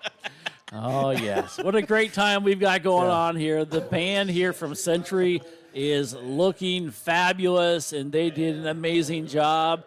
And they're still doing it out there, and they're doing the Labyrinth. Yes, it's pretty impressive. And we got a flute player playing right here in the middle of the field on the by the drums, too. Why wouldn't you, right? That's crazy. They are very good, and it's fun to watch them. It's fun to see when you have a band like this, too, that does a little bit of everything. Yeah, it's really cool. Oh, yes, it is. So we'll break away from here and come back here as, you know, we're at halftime, 22-0. You got to give Jeff a little break. We got some scores for you as well. And we're kind of fixated, though, on this band right now as they are doing more things. And, well, before we go, let's watch them do what they do right here, Jeff. Exactly. Because they are moving things around and getting to the middle and getting ready to do the second stage of their performance. As we will take a break here and be right back, though. Our score, 22-0. We're at halftime. Don't go away here on YamHillToday.com. What is Big Box Returns? Big Box is rugs. Big Box is refrigerators. Big Box is pillows. Big Box is air filters. Big Box is luggage. Big Box is sporting goods and American Girl movie night. Big Box is flooring. Big Box is bedding. So that means Big Box is lighting. Big Box Returns. Open Saturday and Sunday, 9 to 5. Andrew Physical Therapy, Orthopedic and Sports Rehab wants to see you make a full and quick recovery so that you can get back into life and the things that you like to do. Their friendly staff will listen and encourage and guide you through each step of the rehabilitation process, from low back pain to post-surgical rehabilitation after a shoulder surgery or knee replacement. They are here to help. They also offer treatment for sports injuries and hands-on personal training for those who want to perform at their athletic best. Andrew Physical Therapy, Orthopedic, and Sports Rehab. Give them a call at 503-435-1900. Caring creates healthier lives and healthier communities. And when you need health care, we're here for you, providing medical expertise with a human touch, right here at home, whenever you may need us. From welcoming newborns into the world to life-changing surgeries, routine health screenings to life-saving emergency care, we're here to provide compassionate, high-quality health care to you and your loved ones. From the routine to the unforeseen, we're here for you. Transitions in life. Sometimes it's difficult. One of the biggest transitions is when a loved one leaves us. Macy & Son is there for you, a trusted friend for 5 generations in Yamhill County. At that time, you will have lots of questions, and you need someone to walk with you every step of the way. Burial or cremation, and a myriad of options. Let Macy & Son walk that journey with you. Macy & Son McMinnville, 5 generations helping with funeral and family needs. As we come back here to Hillsborough Stadium, our score is 22-0 as we are just in the middle of our halftime show. And as quickly as the band came out, Jeff, they were even quicker to get off the field. Time to give you some scores from around the state. Probably the biggest game of the night, South Salem. And they're on top of North Salem right now, 40-0 in the Mayor's Cup. At South Salem, that is a halftime score. Yeah, and that means the clock's going to be moving quickly. Yes. On the end of the season for South. Which is a good thing. That is a good thing. I have some scores too, but you go ahead and go through yours. So. All righty. We got West Salem and Sheldon, I should say, tied at 14. That's a huge game because South Salem, even though they're undefeated, they may not have a home game because Sheldon may win the league because of a higher strength of schedule. Yeah. And if that happens, you have an undefeated team going on the road in the first round. And is that game at Sheldon tonight, I think? I don't know. I'm not sure, to be honest with you. I thought it was at West, but I don't know. It could be anywhere. Yeah. Let's see, Perrydale 32 over Doofer. And I've got Silverton 10 and Lebanon nothing. And the last score I have is no score, Amity and Dayton. And that's a big game also here tonight. I got a halftime score from a league game here. Sherwood 36, Liberty 7. So Sherwood on their way. Sherwood 36, Liberty 7. They scored. That's the first points they've let off since the first game of the season. What a great point. I totally forgot about that. Yes. Wow. I actually had conversations. Come to an end. I actually had conversations with players on the team from South this morning. You? Okay. And they're deep. Yeah. I said, I know. Yeah, Sherwood's the real deal, at least in this league. But they're well on their way to winning another league title. I say that joking. Well, not jokingly. But Sunset 14, Westview 0 at the half. Lincoln 19, Cleveland nothing at the half. Ida B. Wells 66, Franklin 46, end of third. That game must have started like at 5 because that's a lot of points. That's 112 points scored in 3 quarters between the two teams.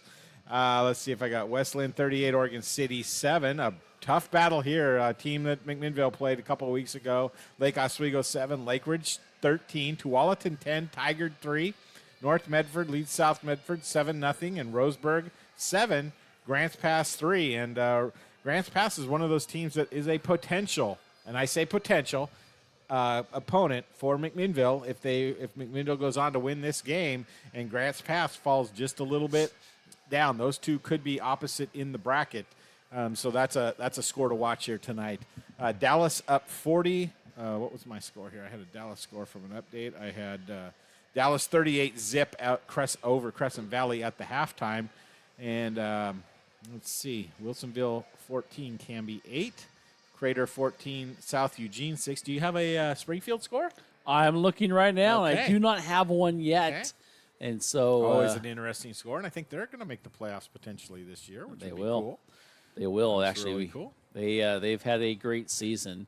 The only score I had was the Roseburg Grants Pass. I don't have a score on that yet, but I had 7-3 on that one. That's what I just see pop up now. But if I get a Springfield score, we'll pass that along as well. And we get ready, Jeff, to start up here in just a second. Quick shout out. See if my mom's listening tonight. She's been listening every week, Brian. So I want to say a special shout out to my mom. Thanks for listening. If she still is listening, she might be asleep by now. You never know. Do you want me? Do you want? Okay, I got a story about your mom. Okay, by the way. Okay. Can you say it on the air? Yes, I totally can. Okay, good. Anyways, hi mom. If you're listening, you can text and just let me know you're listening because I know the last couple of weeks you've told me you've been listening and enjoying the football play, and I think she even watched it once or twice on online too. Nice. So, I mean, like really watched not like just had it on the background listening, she was but like into it. Yeah. So. Well, I'll tell you, she was into it the other day at Trader Joe's. Oh, you walked right by her. Said hi, Mary. She just kept walking. She's in the zone. She was in the zone. Didn't even acknowledge my presence. I'm like, okay. And I let her, I thought I'd follow her around and go talk to her, and she was at the thing, and she was gone. So there we go. As we come back to kickoff, always like a got face mask. It did, and there goes your flag coming flying in. Thank you, referee. Oh, that's funny. It was pretty funny. I forgot to tell you that one, actually. That's awesome. Yeah, it was great. Getting dissed by your mom. Oh, well, what can you do? All right, 11:55 to go as we come back to action here, and the start of that. And, Jeff, if they would have run that back, it would have been a dilly bar. It would have, and I perfect. want a dilly bar to happen this year. Yeah. Well, still might be a chance, and that was hopefully going to be one. And they'll be a face mask, going to go against Century, which will put Grizzlies way into good territory. Call it the 45 here to go. And I wouldn't be surprised now to see if McMinnville tries to put a little bit of pressure now on Century. Well, your running back game has been really good tonight, Brian, with Gibson over 112 yards and 3 touchdowns. Just feed him the ball. All righty, and they're going to hand off over on the far side. Going to roll to the right.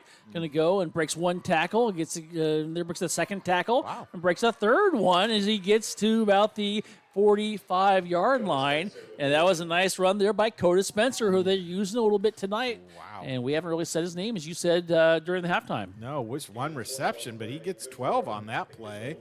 Now I'll give him 11 actually, but still great job down to the 44-yard line of the opponent. And Coder, nice to see him get a first down right out of the get-go.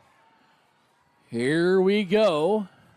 Spencer will be a key to the Grizzly offense as Sullivan goes and kind of run up to the line of scrimmage. Maybe a gain of, they do give him a couple there.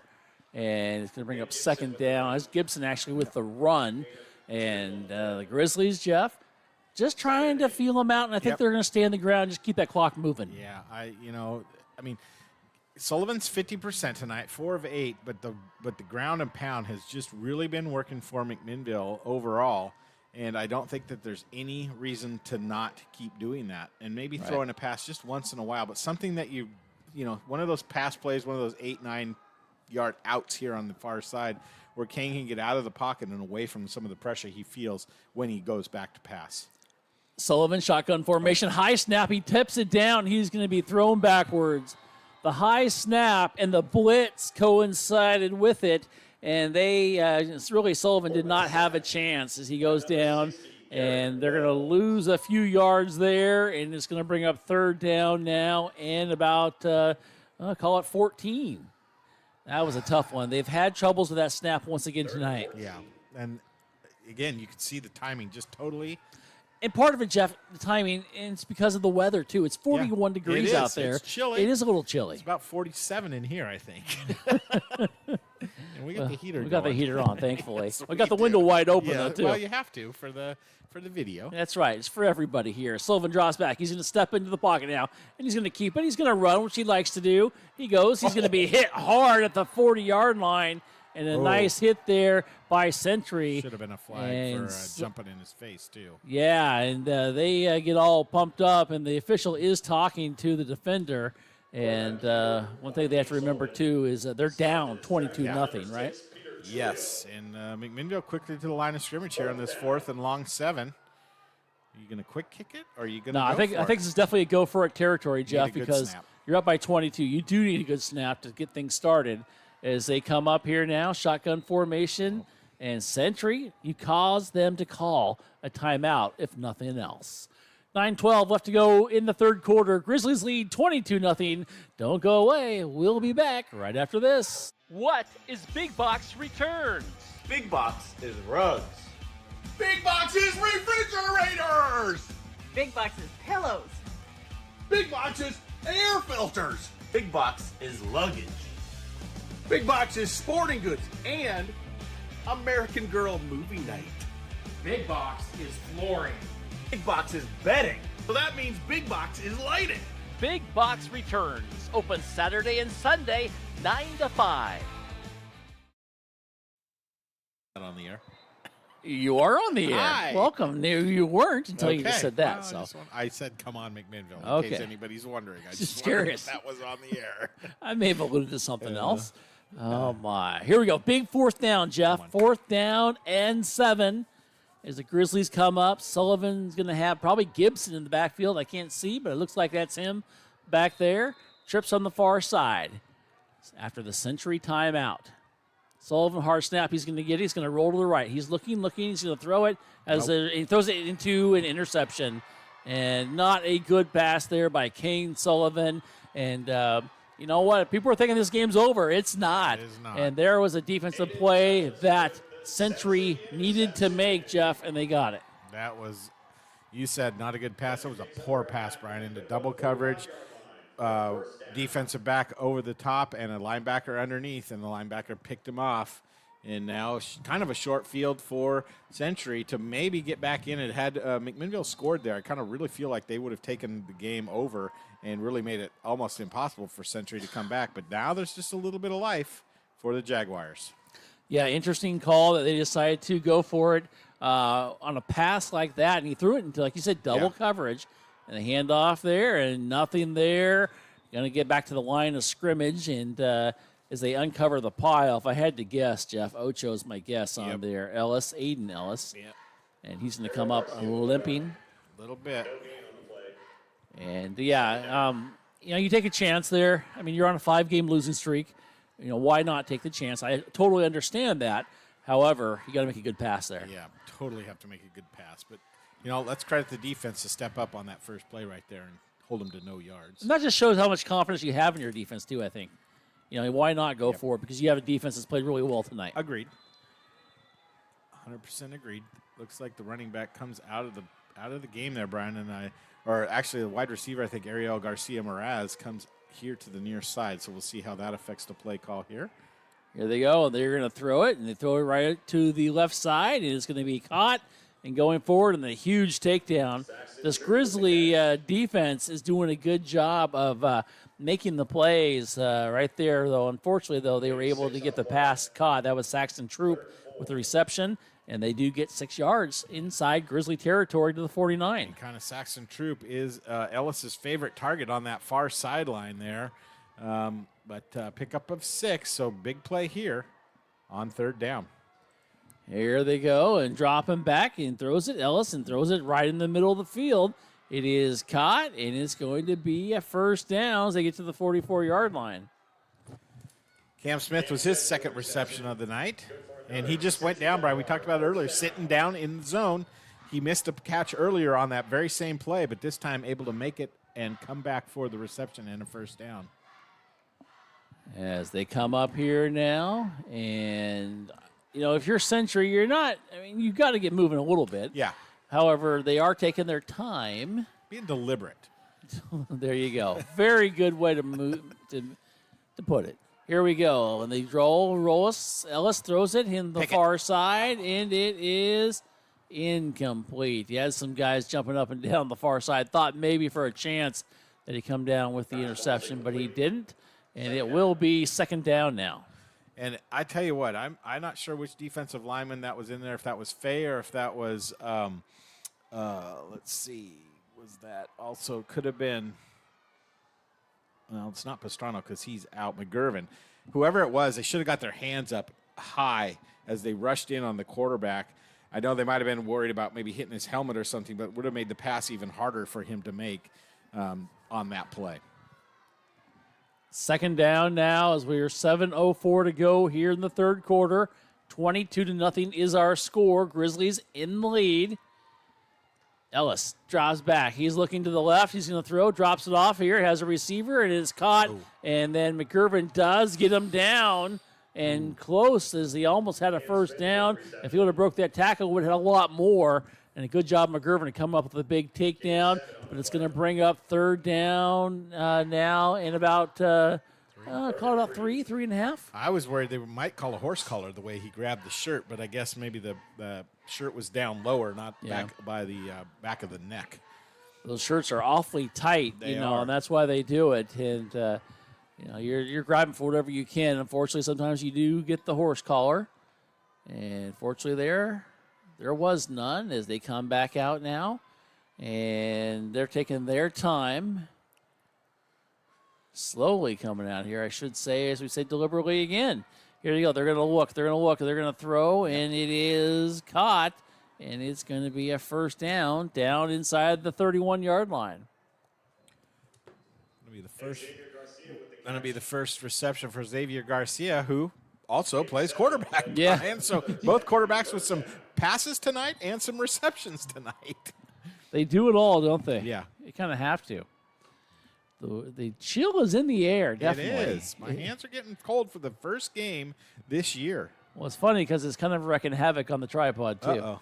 And it's just kind of falling, contracting everything. Yeah. It's getting a little tighter. As they go, they're going to throw to the end zone, have a receiver, and it is incomplete. Had one guy there, but had great coverage there by the Grizzlies as well. Yep. Excellent coverage. And they were trying to go with a mismatch there. The wide receiver the wide receiver about 2, 3, 4 inches taller than Blanco here on the near side, but Blanco had excellent coverage to deny the pass. 5:41 to go here in the third quarter. It is 22-0.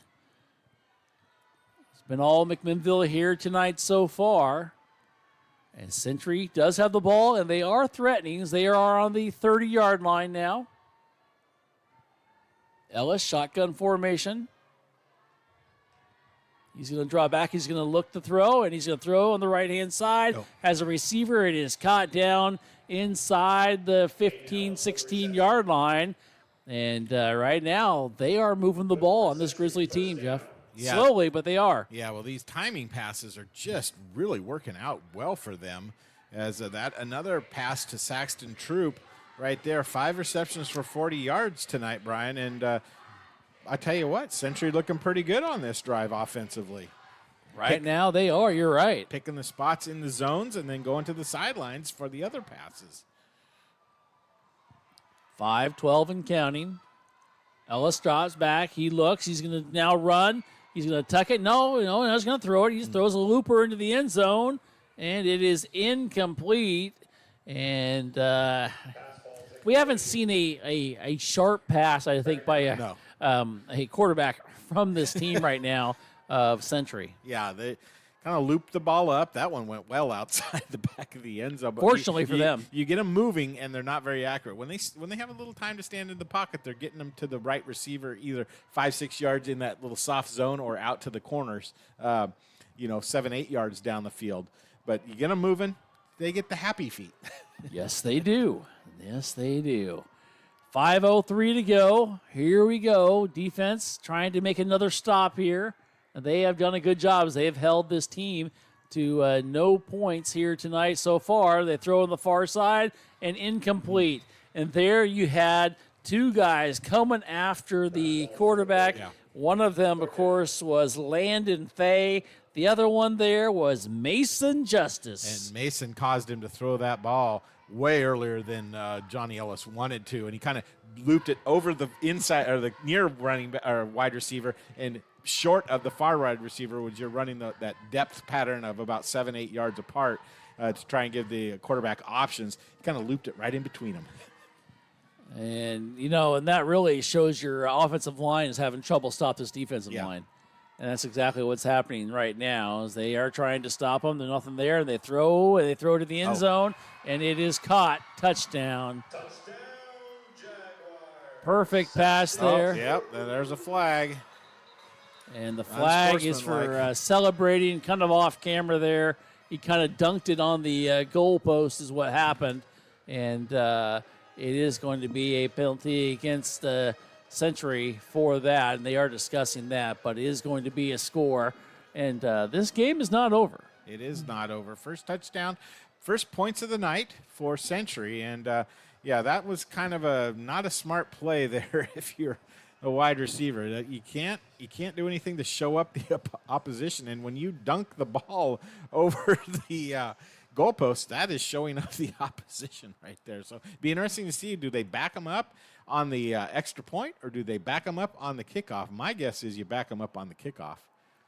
Yeah, and this is a team that struggled, Jeff. They're 1-7 on the year, and you can see they got out a little frustration there, and they dunk the ball and do get that penalty.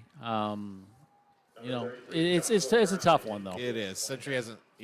They lost a tough one last week to Newburgh, 42-27. So, yeah, something. Yeah. Oh. Yeah, it's like bad internet service back in the early 2000s. Exactly.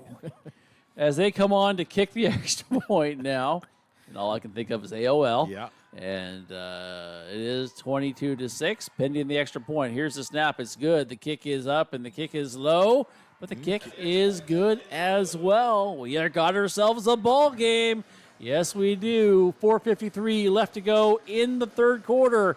Is 22-7. Don't go away. We'll be back with more great football right after this. Andrew Physical Therapy, Orthopedic and Sports Rehab wants to see you make a full and quick recovery so that you can get back into life and the things that you like to do. Their friendly staff will listen and encourage and guide you through each step of the rehabilitation process. From low back pain to post-surgical rehabilitation after a shoulder surgery or knee replacement, they are here to help. They also offer treatment for sports injuries and hands-on personal training for those who want to perform at their athletic best. Andrew Physical Therapy, Orthopedic, and Sports Rehab. Give them a call at 503-435-1900. Scott here from Big Box Returns, saying every Saturday and Sunday, 9 to 5. Come on down.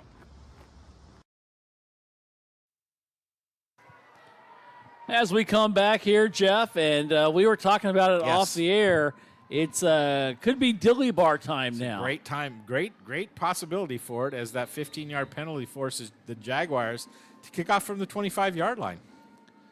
Yes, they will. We've got guys standing their own 25 to return, or hopefully returning it. Yes, all the way. They do run it back for a touchdown. Scott Thorkelson over there at Big Box Returns. He's got dilly bars for you. Here is the kick, and it's going to be taken about the 32-yard line. Go around their far side. Going to go and try to break his blocker. He breaks one, gets inside the 40, and he's going to be taken down. He tripped over the 45-yard line a little bit, Brian, but it was close. It was close to Dilly Bar City. I had Scott on speed dial. I was going to start calling him and tell him what flavors to get us. Oh, well. It's cold, man, but I would take a dilly bar. Oh, yes. That's excellent field position. Now they're going to put it, down at the 42-yard line. The 45-yard line, like I said, I think snapped up and got, I think that was Seahaver on the return there. A turf monster. Yeah, but that's okay. It's excellent field position, and that unsportsmanlike penalty did really cost the Jaguars. Here we go. Grizzlies lead 22-7.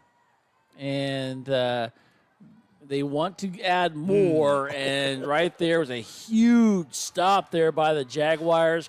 Love to give you his number, but you can't even see it. He comes up limping. Yeah, and that's the offensive defensive lineman there, Brian, that was having problems with his wrist earlier in the game, and it's good to see him back in there, but a huge hit on Nick Gibson right there. 4:19 and counting. You can kind of see the momentum shifting just a little bit. Century playing with some pizzazz right now.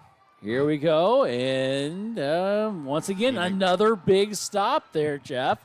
It was Gibson who ran up the middle, got back to the line of scrimmage, same player. And that's about it. And that on the play is Satelo Laavemei, 6'2", 240-pound lineman there, Brian. 2 plays in a row, he's kept Gibson without any yards. Big play here. I think you can feel momentum, a little shift right here. Yeah, you really can. With the touchdown, and they know if they get another score, this game has got plenty of time left. Yeah, and, kind of conservative play calling, to be honest with you, right there, the last 2 plays for McMinnville. Here we go. Handoff. No, Sullivan's going to keep it. He's going to roll out. He's going to throw right. Nice. And it is going to be caught. And it's going to be a first down and more. They're going to mark him out at the 24-yard line. Good play there, and a nice, well-designed play there by the Grizzlies. Problem is, there is a flag. But, Walt Rosenberg came down with a beautiful pass, and McMinnville backing up, so this one's coming back, unfortunately. Wow. Because you're right. Defensive holding. So that's going to be 17 yards to Rosenberg. We'll take it. Oh, I was writing that one off. Well, Jeff, you're not the only one. Yeah. Rosenberg, though, did a good job. Ball close to the sideline. He was able to get his foot down as he ran out of bounds. So that keeps the drive alive for McMinnville on a big 3rd down and 10 conversion. Grizzlies, they also went back thinking it was on them, just assuming it was. Yeah. And they have it 1st down and 10 at the 25, 3:22 to go. Here we go. Sullivan with Gibson in the backfield. And also throwing back there is Seahaver.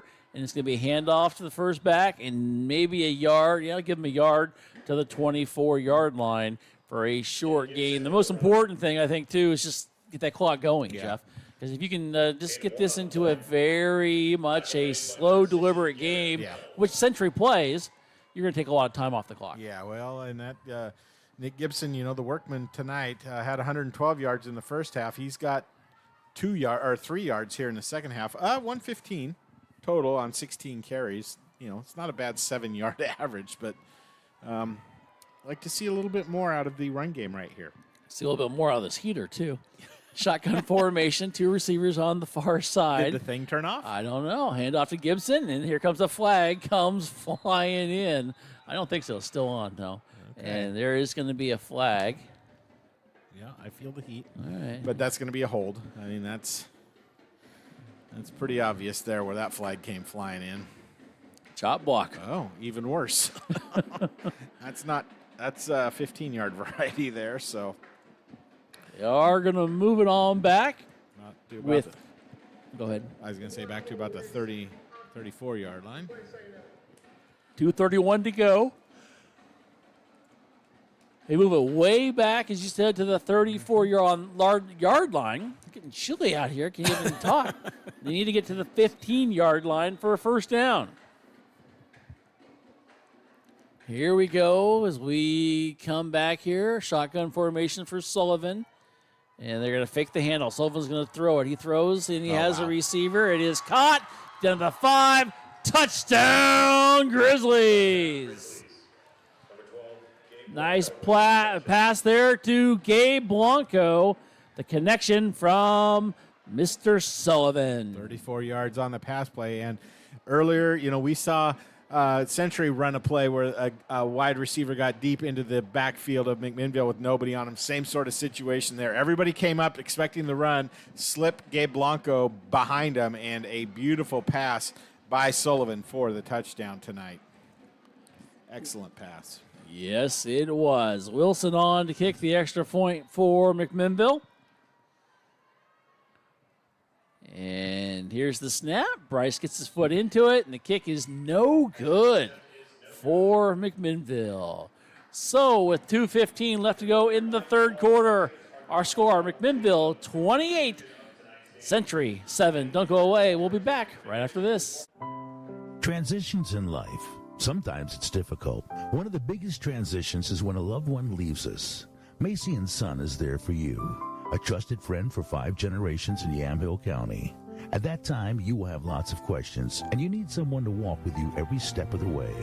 Burial or cremation, and a myriad of options. Let Macy & Son walk that journey with you. Macy & Son McMinnville, 5 generations helping with funeral and family needs. McMinnville Les Schwab is a proud sponsor of Grizzly football on Yamhill today. When you shop at Les Schwab, they promise you the best tire value. This means you get free peace of mind protection and free lifetime tire and mileage care included in your purchase. McMinnville Les Schwab. They want to be the neighbor down the street you know and trust.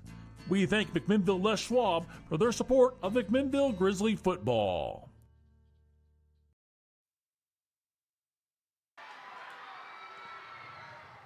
As we come back here, and there's a pretty good kick, a decent return as they get to the 27-yard line, and that's where Century will begin with 2:08 to go in the third quarter as we are still playing around with the heater here. I couldn't swear it's off there, but I'm going to check the thing. Check the dial over there. The dial says it's on. Okay. So maybe it overheated. I know I didn't. Anyways, you can kind of feel McMinnville get the momentum back there. Let's see if they can really kind of put an end to this game by maybe holding Century to a 3-and-out. But that last drive, that touchdown drive by Century, Brian, 11 plays, 10 of them were passes. Wow. And they were 10 in a row. They started with a run play and then went 10 passes in a row. So you're probably going to see him keep doing the pass plays here. Yep. Why not? They're going to go, and they're going to dump it off, and it is caught at the 40, 42, and the huge hit from behind. One of the linemen comes flying through. In fact, that was Jacob Fairbank, the 6'7" junior, who just came flying and put a licking on the receiver. Yeah, that receiver was Aiden Ellis with the 15-yard pickup from his brother, Johnny Ellis. And, brother to brother, that worked out pretty well for him that time. Yeah, I don't think Aiden, though, liked the guy who tackled him. No, that was a big hit. Great hustle from behind on the play. But first down there on first play of the drive. Here we go. Shotgun formation. We're at 144. Our score is 28-7. McMinnville with the lead. Dropping back, looking. Ellis is going to step up. He throws it, and it is going to be incomplete. I was almost thrown to the official standing in the middle of the field. Yeah, he was right there. He was there, and he didn't even really move much to get out of the way of the potential play right there. He kind of had alligator arms, I guess. That's going to bring up second down now. I think I got the heater back on, Jeff. Did you? Yeah, I'm not sure what I did. I swear I did. It doesn't feel warm, though. Just saying. I believe you. My hands are, like I said, cold for the first time this year. That's pretty good to get almost to November without the hands getting cold. Yeah, so we'll take it. Shotgun formation. Here we go. Ellis looks to the right. He double pumps. He throws the right and incomplete. Overthrew his receiver. He's going to bring up third down now. Ellis now 10 of 17 in the ball game, 119 yards and a touchdown. It's about 59% completion percentage on the evening. And that time he looked like he forced it just a little bit. There was a guy wide open. They like to run two receivers, one to the inside of the zone and one to the sideline. And I think if he had picked the inside receiver on that play, would have been close to a first down. He's really been focusing on Saxton Troop as his primary receiver tonight, who's got 6 receptions for 54 yards and a touchdown. Troop has quietly had a pretty good game for Century as they throw right at the middle again. And midfield and ridden way back. They did get into Grizzly territory, but they're going to be far short of a first down. That's quarterback to quarterback there for 6 yards. You know, they really need to get to the 45, but you might be thinking 2 4-down territory. Of course. Oh. And the official. Oh, I thought the official just made an announcement, but he's signaling fourth down here. So, I don't want to say a critical play, but it is kind of a big play for both teams right here. Yeah, the way they're deliberate, though, I think it is pretty important here, especially if they don't not get it. But you're going to see two guys on the far side both do little slant patterns here, Brian. Yep, sit down in the zone. Oh. And incomplete. Wow. They had a guy wide open. He knew it, too. And he was there, and he hits him, and he had 5 people maybe 5 yards away from him. You can see the defenders look at each other like, oh, man, we got out of that one lucky, Ackerman. They got sucked into that play as McMinnville now going to take over at their own 48-yard line, leading 28-7. That is a huge, I don't say mistake or play, really. It's just it's an incomplete pass. And it's going to be a turnover on downs. And now McMinnville can get very deliberate and take some time off his clock and just milk it. Put some more points on the board would be preferable. Yep. As we are ending the third quarter here in just moments. Let's see if they maybe try to hit something big here on third down. Sullivan going to hand it off to Gibson. He's going to go through and nothing there. And give him a yard to the 49. Looks like we have an injured Jaguar down in midfield. We do as they stop the clock. And Gibson's really found tough running this second half, Brian. 5 carries, 4 yards. Wow. So you can really see that the defense has been adjusted to focus on him in those runs up the middle. He's not getting any like he was previous in the first half. Yeah, he really had a good first half. And, we have a little break in the action. We'll keep it right here. And we're taking a look at the Century player. We have time for a few scores out there. How about this? World Series, Game 1 of the World Series. Oh, how are my Diamondbacks doing? The Diamondbacks were up 5-3 in the bottom of the ninth. Rangers hit a 2-run bomb to tie it 5-5. Seriously? Yeah, that's wow. the report I'm getting. So I got to take it for what it's worth. That's impressive. Yeah, let's see if we can find some other scores here. You got your sources. I got my sources. Oh, we've got sources all around the state. Still trying to get me a Springfield score because I love to see how the Springfield Millers are doing. Ida B. Wells, as you said, on top of Franklin. Still that score, 66-46, kind of a crazy one. Still Lincoln 19, Cleveland nothing. Sunset on top of Westview 14-0. And Sherwood and Liberty still a halftime score 36-7. And no score from Glencoe as they are hosting Newburgh right now. Weston 38, Oregon City 7. Lake Ridge 13, Lake Oswego 7. That's a good game right there. Tualatin 10, Tiger 3. And Jeff, we're going to take one more gander if we can and see if we have a score for West Salem and Sheldon because that is a big one here tonight. And as I have to get back to it all, we have you're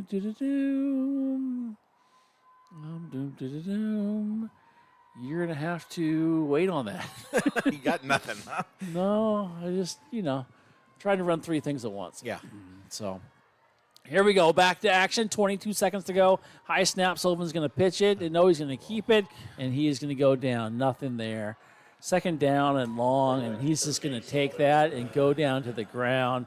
And that will end the third quarter of play. And unfortunately, what they thought they had, it was nothing.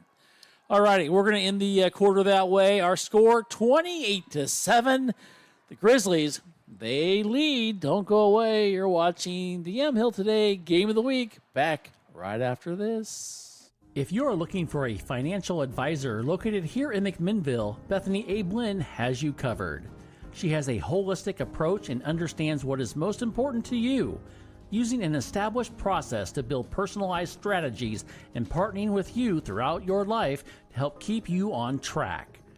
Her investment philosophy is a long-term approach with an emphasis on quality, durability, historical context, and common sense. Give Bethany at Edward Jones a call at 503-472-0555. And go Grizzlies!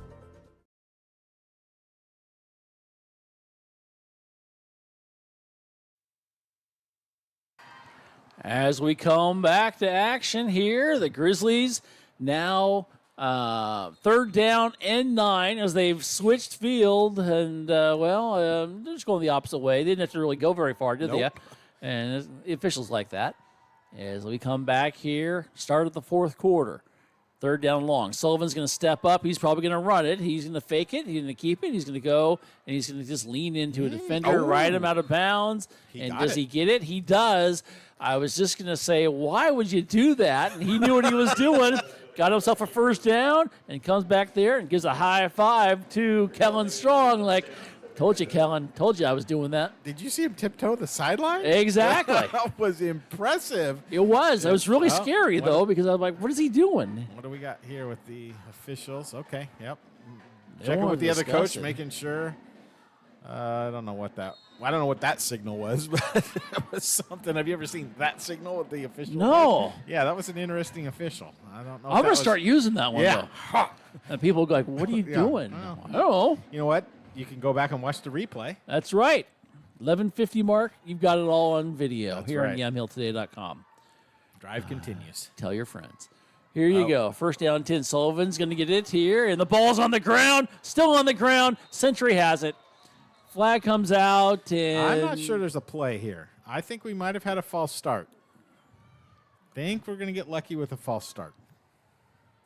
They finally blow the whistle. It took them forever this year. I may not have heard the whistle on the far side, but they did not stop play. Grizzlies lose it. Century jumps on it, and the ball flips out. Illegal motion, so that one will stand.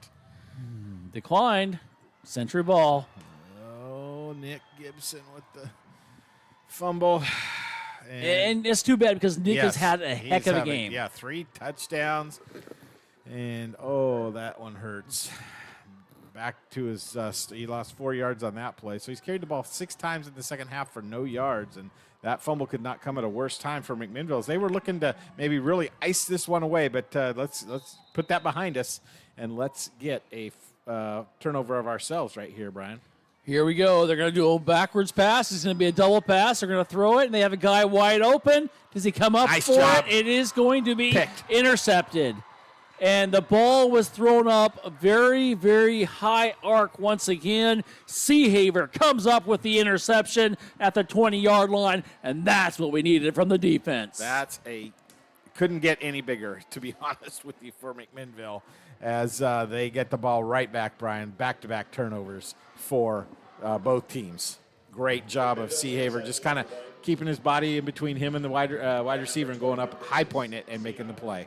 Really, I think that the wide receiver, they had him fooled. The Grizzlies bid on it. But that ball was such a high looping arc that it allowed them to go back there, and Seahaver made a great play on it. He did, and you're right. He did have time to go back on the ball and make a great play and an interception. 3rd turnover of the night for Century. All righty, 11:36 to go in the ball game. Grizzlies need to just milk some time. They hand it off, and this Century defense, Jeff, has decided, you know what? We're going to give you everything you want in the middle of the field. Try to run it on us. We're going to stop you. We're going to give you everything you want in the passing game, and they're not passing. Yeah, well, they're blitzing, Brian. They're A-gap blitzing from the linebacker on the opposite side where the play is happening, and we're not getting any blocking up front on that player coming through, and they're making the tackle right at the line of scrimmage. Wow. Let's see. They're going to continue. They're going to make him throw the ball. I think so. I mean, why not, right? And Gabe is 6 of 11 tonight for 98 yards. He does have a touchdown pass, 1 interception. Kane. I'm sorry. As Kane trips here on the near side. And see if he can add to that. Just a mediocre night so far. Still a whole 4th quarter. He's going to fake it. He's going to run up the middle. He gets hit hard, and he gets wrapped up after a short gain. Again, that opposite linebacker comes crashing down once they see which way the play is going, and Kane kind of comes up favoring his hip a little bit. I can feel that pain. Yeah, except I haven't been hit. Well, he got hit hard. He did. Lifted up and spun down. And he is just kind of holding his side, and he's going to come into the huddle, and he's going to try to figure this one out on 3rd and long now. The clock is really McMinnville's friend here. So, yes, it is. You know, if you run the ball again here, you're going to run off another 20, 30 seconds, but it's going to make it harder to get a first down. Trips here on the near side now. Kane's going to throw it. He backs up. He looks. He's got pressure. He's going to be thrown down and sacked in the backfield. Oh, man, a huge sack. He takes it down inside the 8-yard line, and it's going to bring up 4th down. Loss of 13 on the play for Kane. Would have been better just to, well, he was in the pocket, so he can't throw it away. It would have been intentional grounding on top of it. Excellent defense by Century. That's all you can say. They are playing inspired, Brian. They realize there's a chance. It's an outside chance, but there is a chance that they can score quickly with these wide receivers that they have. And a bad snap here, you could be right back in it with punting from your own end zone. You know, that touchdown the Grizzlies scored in the 3rd quarter is very huge now because it's a 28-7 score. And their defense has been pretty good. They only allowed 7 points, but you can see they're lighting up. Here's a high snap. They get it down, and they almost block it. And how he got that one out, I'll never know. And it's fair caught at the 42-yard line. Wow. Grizzlies with a good punt because he was 5-6 yards deep in the end zone, had pressure too. And to get it off there to the 41-yard line, huge. And nice hang time. Had to call for the fair catch. So a lot of things going well on that punt there for McMinnville. Let's see what the Grizzly defense can do now. Just a reminder, next week, playoff week, not sure where we'll be. We can only do audio only, so that does play into account what we will be able to do or not do. So we'll be keeping you updated and get you going and see where the Grizzlies are next week if they are in the playoffs. As we come back to action, the little screen play right up the middle. They've got one blocker. He's going to go through. He's going to break one tackle. He's got one guy here. He's going to ride him to the sideline, and the ball comes popping out. And they're going to say it's Century ball or it went out of bounds. Not sure, Jeff. One of the two, but the ball was definitely laying on the ground. I'm not sure who got it, but the wide receiver or the running back there might have been able to come back and get it. Yeah, pass play out to Troop. And you can see where you can drop that ball. I mean, that pigskin is cold right now. It's 40 degrees last I checked in the about halftime. And so you can really see where you get hit and you can lose control of that ball. 100% agree. Here we go. First down and 10 now as they come back into formation. We're at the 42-degree mark. And a good job defensively and coming in for the sack in the backfield. What a good job there by the Grizzlies. And coming up there with the play was, of course, Jacob Fairbank. Also in there is Tanner McMahon. And they come up with a huge sack. Takes them back to the 32-yard line. I would not call Johnny Ellis mobile. When the pocket starts collapsing, 3 carries, minus 36 yards tonight, Brian. Wow. Rushing the ball. I don't think Johnny wants you to call him at all when he's got these guys coming after him. No. Fairbank and McMahon will call him. As a team, they have minus 24 yards rushing. Here we go. Ellis looks, and he's going to go step up in the pocket now, has some pressure, and he may come in for positive yards, and even more, gets a first down and more, and where they mark him out is the question, as he does get enough for a first down as he gets to the 12 or the 13, make it the 14-yard line, 19-yard gain. That's a huge run there by the Jaguars. And I was just going to say, why don't they have Garcia in their quarterback? Because he is more successful, and Ellis pulls that. Yeah, well, just as I say, Ellis is not a nifty runner. What does he do? Runs for 19 and a first down. Yes, indeed. Keeps the drive alive with 8 minutes exactly to go here, and time really starting to become an enemy of the Jaguars. Jaguars trail 28-7. They need to put some points on the board, and they need to put them up there quickly. Here they go. Ellis is going to go, and he's going to be taken down to the ground. And coming up there with the sack is McMahon once again, and he just came in there and had enough strength to pull Ellis down, even though he didn't get him squarely. Nope, that was a good job. That was a jailbreak blitz right up the middle, and McMinnville did a good job of getting into his face quick on that play, and he had to go down. 7:34 and counting. As, wow, they do move him back, and it is 2nd and 20. You may have heard that in the PA. And now, if you're Century, you hate to throw the ball. And the clock is moving. And they're taking lots of time. And you notice Ellis limping just a little bit there as he gets back to the huddle. And there's going to be a delay of game here. As he knows it, too. Yeah, there's not a chance. Coach there just it called is. timeout, but right before the flag came out. So second timeout for the Jaguars there. That's right. They've got one left. 7:08 to go in the game. Grizzlies lead 28-7. Don't go away. You're listening and watching YamhillToday.com. Andrew Physical Therapy, Orthopedic and Sports Rehab wants to see you make a full and quick recovery so that you can get back into life and the things that you like to do. Their friendly staff will listen and encourage and guide you through each step of the rehabilitation process. From low back pain to post-surgical rehabilitation after a shoulder surgery or knee replacement, they are here to help. They also offer treatment for sports injuries and hands-on personal training for those who want to perform at their athletic best. Andrew Physical Therapy, Orthopedic, and Sports Rehab. Give them a call at 503-435-1900. Scott here from Big Box Returns saying every Saturday and Sunday, 9 to 5. Come on down. As we come on here, everyone's playing. Here we go. 7:08 to go. They need a big play here as they come back. Ellis, and he throws it, has a receiver. It is caught, and he is hit, but not before it comes up with a big reception. But still a gain of 9 yards, needed 20, and it's going to bring up another big down. And that's Garcia comes up with another big reception. And that ball was almost tipped by the the cornerback on the far side there, but Garcia able to make an 11-yard reception, brings up 3rd and 9. 6:38 to go. And Jeff, to go back to our conversation. Yes. They're all playing. That's They're true. all playing. They are. We're there for everyone. Yeah. Okay. I got you. Okay, you know what I'm I'm saying. buying what you're saying now. All right. I get it. 3rd down and 9.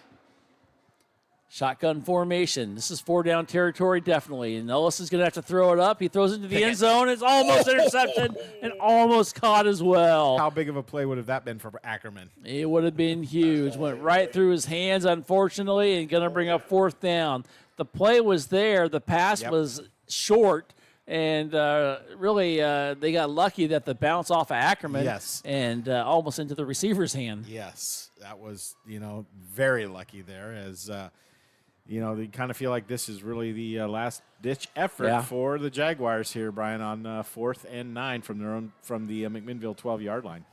Here we go. 4th downs, Jeff said, 2 receivers on each side for Ellis. He snaps it, he goes, he throws to the right, has a receiver, pass interference, it looked like there as he rolled all over the receiver, but the pass was behind him, not going to get the call. Yep. Great defensive stand right there, Brian. Bend, but they didn't break. They did not, and they will take over on downs now. And, Jeff, 6:11 to go. I think you're going to run the ball, not going to try to pass it. However, you have not been able to run the ball in the second half. You have absolutely not been able to run the ball whatsoever in the second half. In the end of the first half, you had a total of, rushing yards, 113 total. You're now up to 127. So you've got 14 yards of rushing the ball in the second half, and you have no passing yards in the second half. Wow. So 14 total yards. This Century defense really has turned it up here in the second half. Give them a lot of credit. Totally agree with that sentiment right there as they hand off to Gibson. He's going to roll around the right side, and nothing there. And see, he's going to be taken down in the backfield once again. They will get him forward momentum for maybe a half a yard gain. And it's going to bring up 2nd down. Wow. They have. They're playing hard. They're playing hard, but they know McMinnville's going to run the exact same play almost every time. Yep. I know they're going to run it. You know they're going to run it. Yep. So they stop it. They absolutely have stopped it dead cold. Let's see. Gibson's got 8 carries for 0 yards here in the second half after a 12-carry, 112-yard carry? Yeah, 112, and he had 12 carries, 112 yards in the first half. Wow. It's crazy. Here we go. It is going to be 2nd down and 9. They're going to hand off to Gibson. He's going to break it through on the left side now. And now he's going to get it broken, and he's going to get in there 1st down or more, gets down near midfield. That's what they've been looking for, and that's why Coach continues to call it, because he thinks it's going to happen. Yep. And it finally did happen for Well, him. you notice what Nick did that time. The play was flowing right.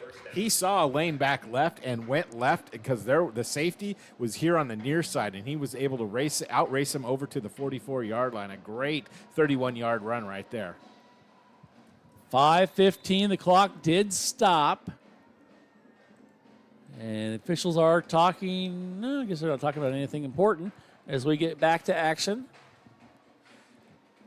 If anything, it got them better field position if they were to have to punt. Yeah, I think you're right. Here we go.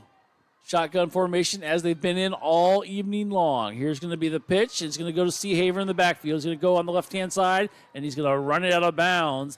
And nice job there by Seahaver to take what they gave him.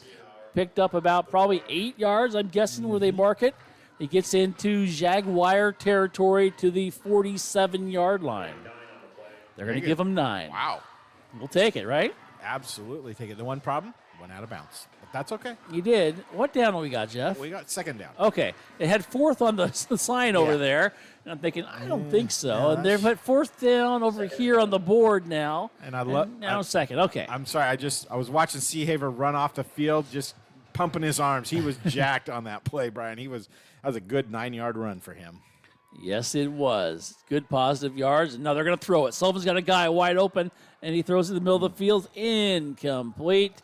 They tried to go over to the 32-yard line, and they tried to do it and still trying to plead his case out there. Carson Thomas. Is that Thomas? Yeah. Okay.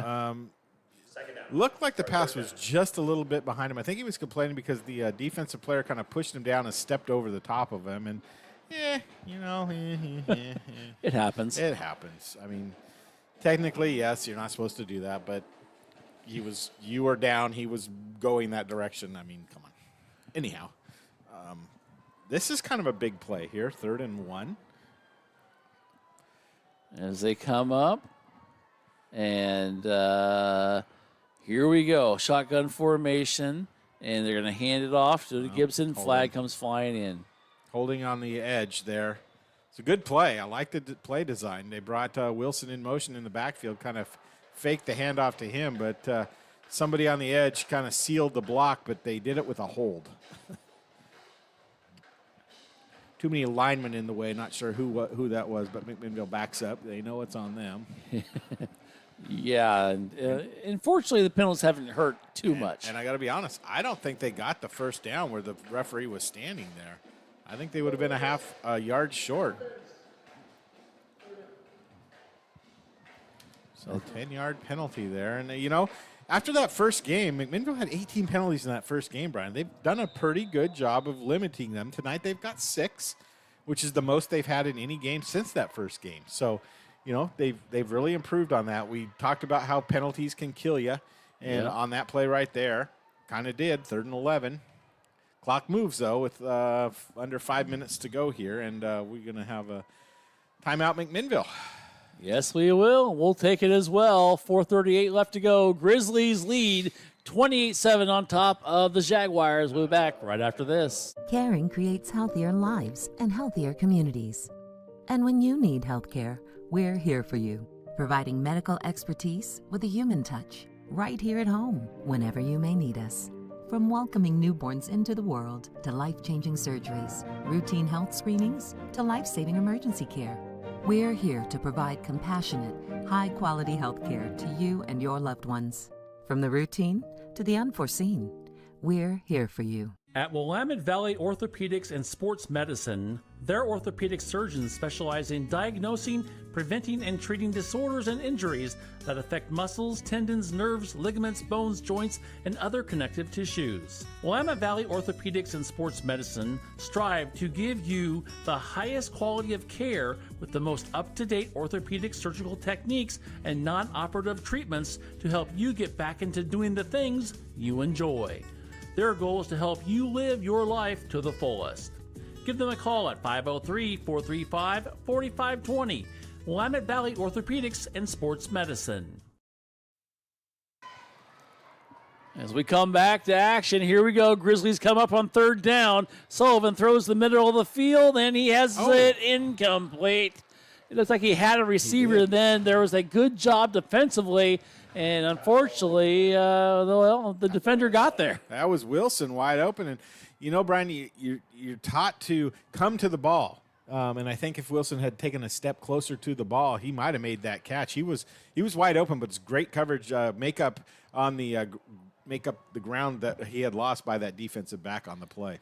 Yeah, you are taught to come to the ball. It's kind of counterintuitive, though, when you're going out and you have it wide. Exactly. Yes. And the ball's way underthrown, and you're like, I got to come back. Sorry, excuse me. Yep. So here we go as Wilson is back to punt now, Jeff, with 4:30 to go, standing at the 29-yard line. Grizzlies were hoping probably takes a few more ticks of the clock off of the scoreboard. Absolutely. However, here we go. It's starting to get chillier. Ugh, the wind's not blowing, though. You can see the flags are perfectly still on the goalposts. I just love the lighting still out here. It's great. We need to get new lights. We need to get new LED lights. That's what I'm saying. Here we go. Not a great snap, but Wilson does get it off, and it's going to be taken at about the 20-yard line. And I think it is going to be a muffed punt. It is. It's going to be Grizzly ball. Good job there by the Grizzlies of being there at the right place at the right time. And coming up there, is that number 11? I'm going to give him credit, Jeff. Yeah, that was a great job. That was Aaron Rolfe, the sophomore, who comes up with the recovery, and the Grizzlies have it with 4:22 to go, and that's exactly what we needed. However, you got some officials discussing it down there still.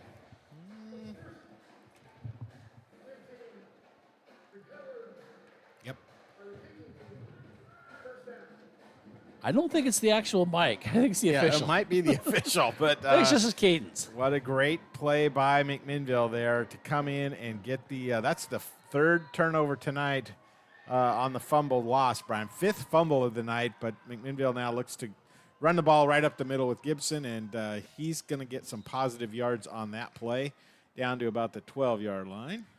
That's exactly what they wanted here, and Gibson has been very effective on a whole throughout the night, just not much until the second half, until the last two possessions. Exactly. He's now up to 10 carries for 38 yards here in the second half. 22 carries unofficially for 150 yards and 3 touchdowns, though. So overall, he's doing pretty good. Just under 7 yards a carry. That's a really good night for a running back.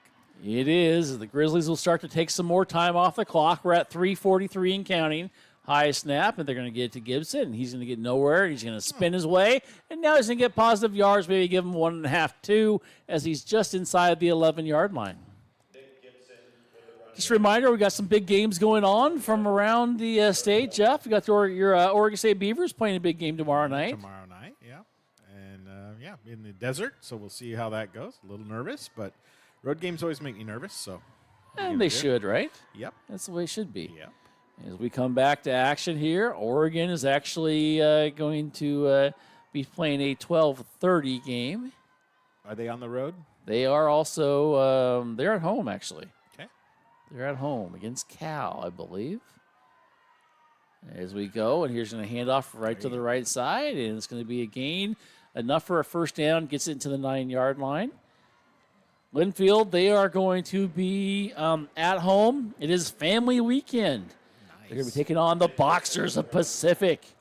And you can be listening to that game if you like on KLYC AM 1260. That's a 1 o'clock kickoff. So I got a score from the World Series, Game 1. Walk-off home run wins it for the Rangers in the 11th. Wow. 6-5. Blazers right now, about 4 minutes to go in the fourth quarter, trail the Orlando Magic 97-84. Of course, some bad news for the Blazers today with Anthony Simons going to be out 4 to 6 weeks with a thumb injury. Here we go. Sullivan's going to throw it. He's going to dump it off on the far side and into the end zone. Touchdown, Seahaver. Nice little dunk pass there by Sullivan. And the Grizzlies score again. 8-yard pass to Seahaver. Yep. And they make it 34-7. Well, second touchdown pass tonight for Sullivan. He did a nice job on the play to sell that one as a run to the right side, come back the other way with Seahaver leaking out into the flat. Nobody close to him, and a beautiful touchdown there by McMinnville to really seal this game away now with 2:10 to go. As Wilson will come on, I believe, to kick the extra point. As the officials are talking. Never like it when the officials talk. No. You know, a lot of them now have these headphones. Yep. And it is going to be an official timeout. Oh, boy. We got a coach's. Oh, you know what this is? This is the old tell your guys to knock it off conference at midfield. You don't see this very often. No, you don't, but that's what this is. I guarantee it. If you're a fly on the wall, there's been some chitter chatter going back and forth the last quarter and a half, and this is the knock it off call right here. If we see it again, it's going to be a penalty. People might be disqualified. That's my guess. And they are having a long discussion, Jeff. I haven't seen something like this in a long time. And, me either. You know, I mean, you know what happens, and now they are going to maybe tell us what they said. I doubt it. Or what we got players going to each side. Is that the ball game? Did they just end the ball? No, they couldn't have. Oh, no. They're going to huddle Coaches up. are going to tell their players, knock it off. That's what this is. You know, and I give credit to the officials. You know? Well, I'll be honest with you, Jeff. I didn't see a lot of I saw some chippiness a couple times away from the ball a couple times, and I think going into the end zone there, Seahaver was kind of looking back, kind of, you know, doing a little something, and then a Jaguar did probably some John back, and the officials probably just are tired of it. So, you know what? Instead of just throwing a flag, talk to the teams, get your coaches to talk to the teams, tell them to knock it off and play hard, but play fair and play within the rules. And I I give credit to the officials for that. When's the last time I said that? Well, I would say it's never. on tape now. I'll say it is. It's video and forever etched in the internet lore. But seriously, we've been doing games for 32 years. I don't think I've ever seen that. That type of call. Do we have a group hug here or what? I'm just not sure. Kumbaya. I'm lost, to be honest with you, but what do I know? So does the handshake get awkward at the end of the game, the handshake line? I hope so. I don't know. It's just, here we go. Wilson's going on to kick the extra point. The kick is up, and the kick is good. All right. So after all that, our score with 2:10 left to go is 35-7. All right. Let's take a break, and we'll peacefully go out of this here and be back in just moments. Caring creates healthier lives and healthier communities. And when you need health care, we're here for you, providing medical expertise with a human touch, right here at home, whenever you may need us. From welcoming newborns into the world to life-changing surgeries, routine health screenings to life-saving emergency care, we're here to provide compassionate, high-quality health care to you and your loved ones. From the routine to the unforeseen, we're here for you. As we come back here to Hillsborough Stadium, Brian and Jeff, and just lots of love going on around here. Lots of love. There we go. Our score, 35-7.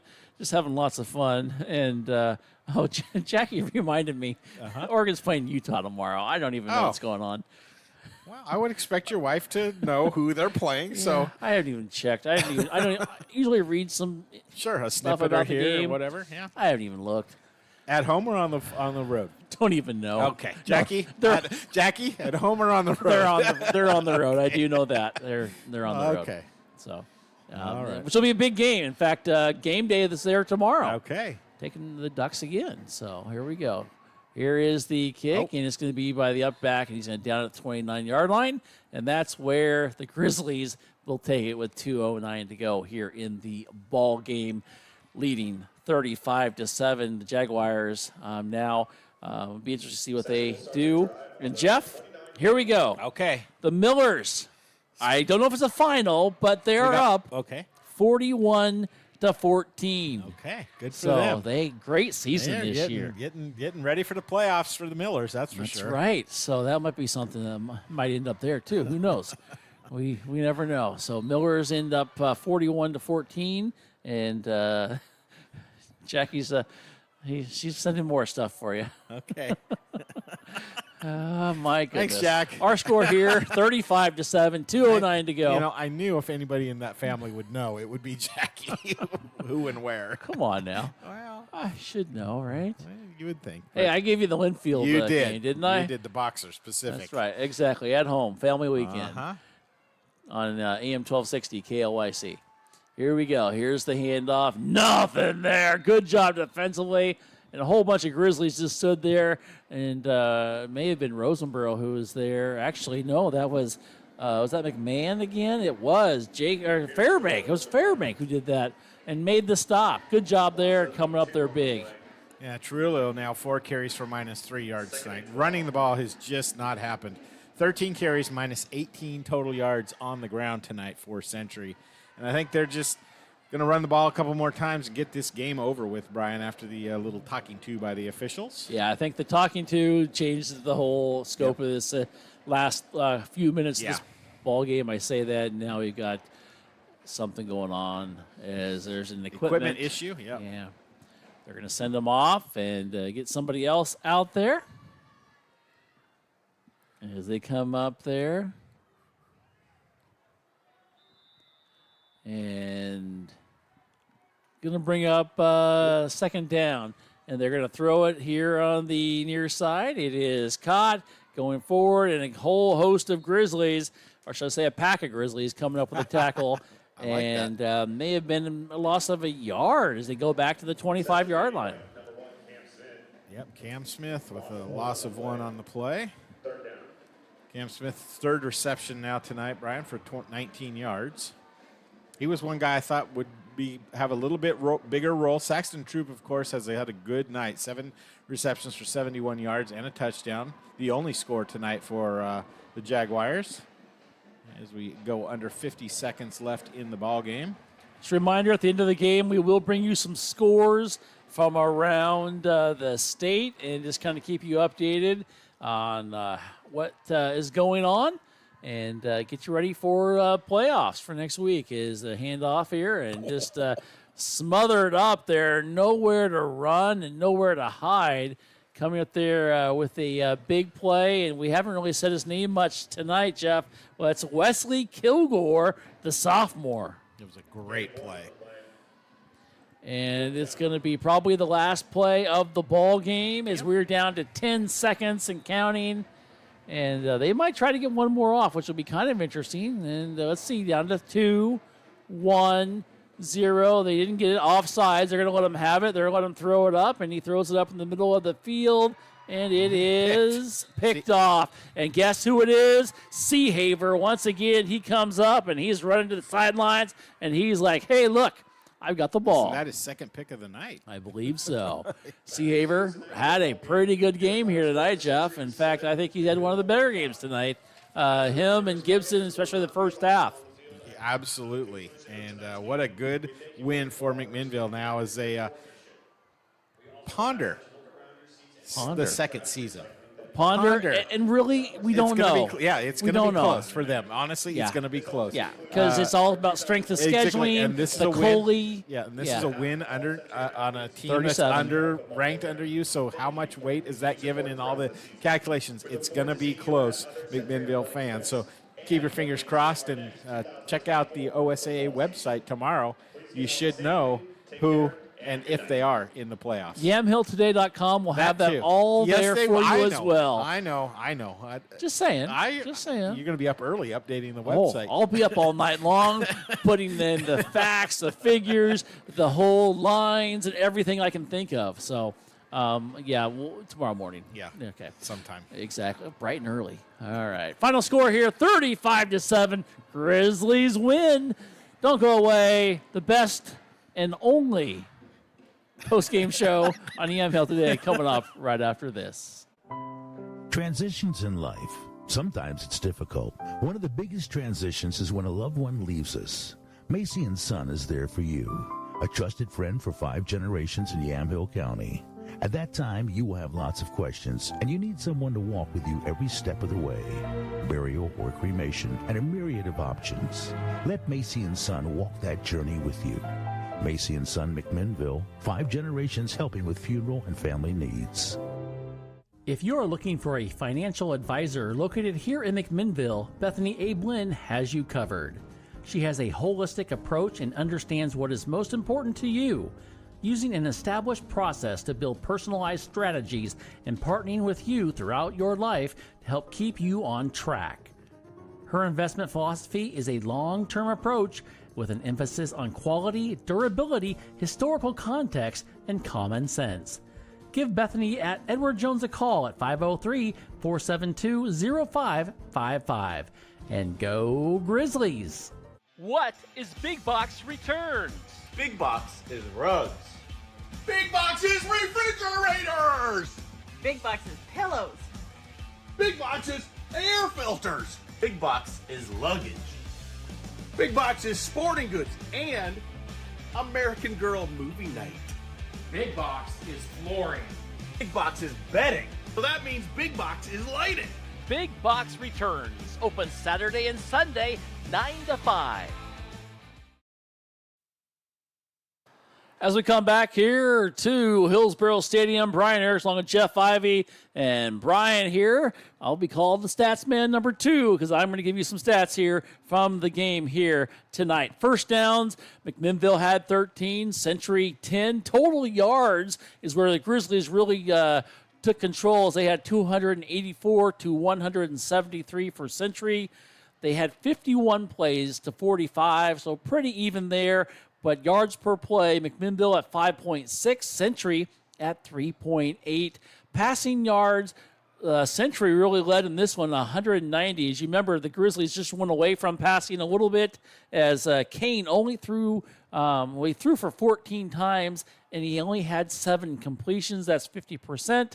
Other side of the ball, a menagerie of quarterbacks, 18 of 31, 58% for them. Rushing, it had 37 rushes for McMinnville. They kind of led the way there, 177 yards. Big thing for Century is they only had 14 rushes, and this is the stat of the night. I don't think I've ever seen this. Minus 17 yards rushing. You never see that stat, so that is a huge one. Penalties, pretty even. McMinnville had 6. Century had 7. They were penalized for 75 yards as McMinnville was 55, as we pull out a little bit there. Turnovers, really a lot of turnovers here tonight.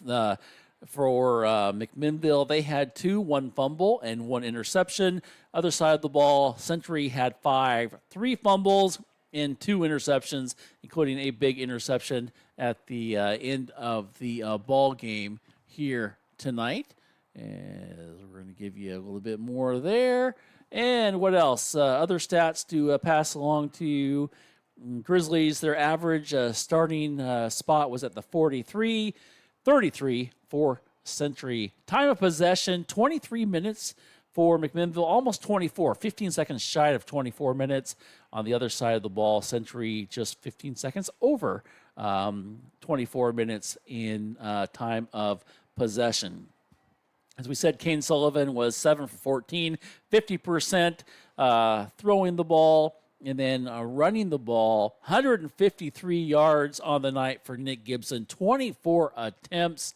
So he had quite the night running the ball, and that first half was very special for him. A couple other guys on there running as well. You had Seahaver with a run for 9 yards, and you had Coda Spencer, also a run for 11 yards. Receiving, leading the way was Gabe Blanco. He had a 26.5 yards, average 2 receptions for 53 yards. Also, Grayson Seahaver had 2 receptions for 17 yards. And Coda Spencer also had a reception as well for 4 yards.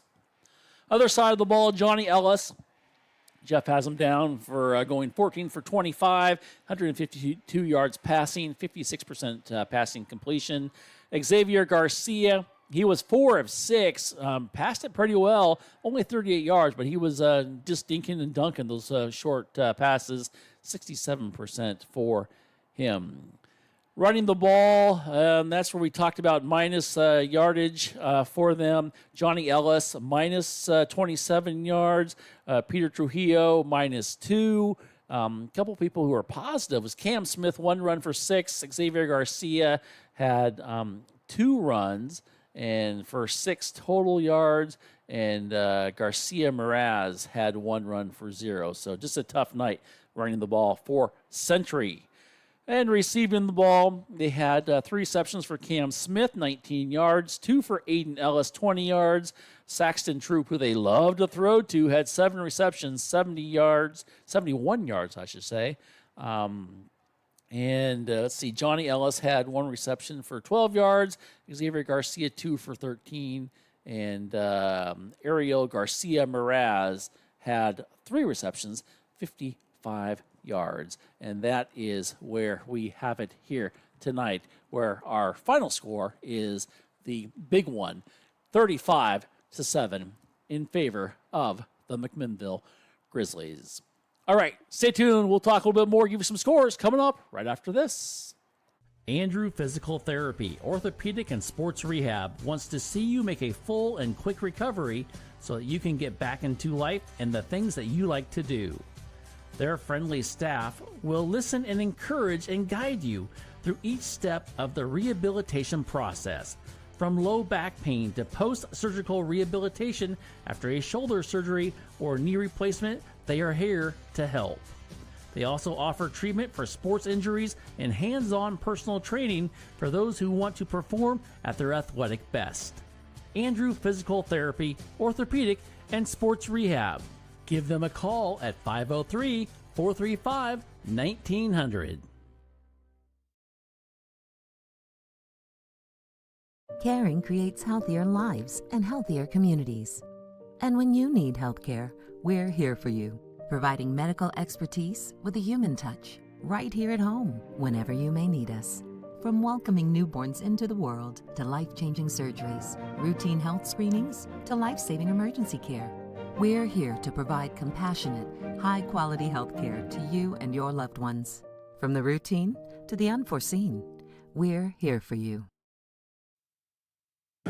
As we come back to Jeff breathing, and I really appreciate Jeff giving me a chance to do stats this time. You never let me do that, so it's nice to actually do that. Reminds me of how I used to do it at Corvallis. I felt like I had talked enough tonight. Yeah, I think a lot of people feel that way. Yes, they do. Oh, yes. Hey, speaking of talking a lot, let's give you some scores from around the state. Big one to give you, of course, was Springfield winning.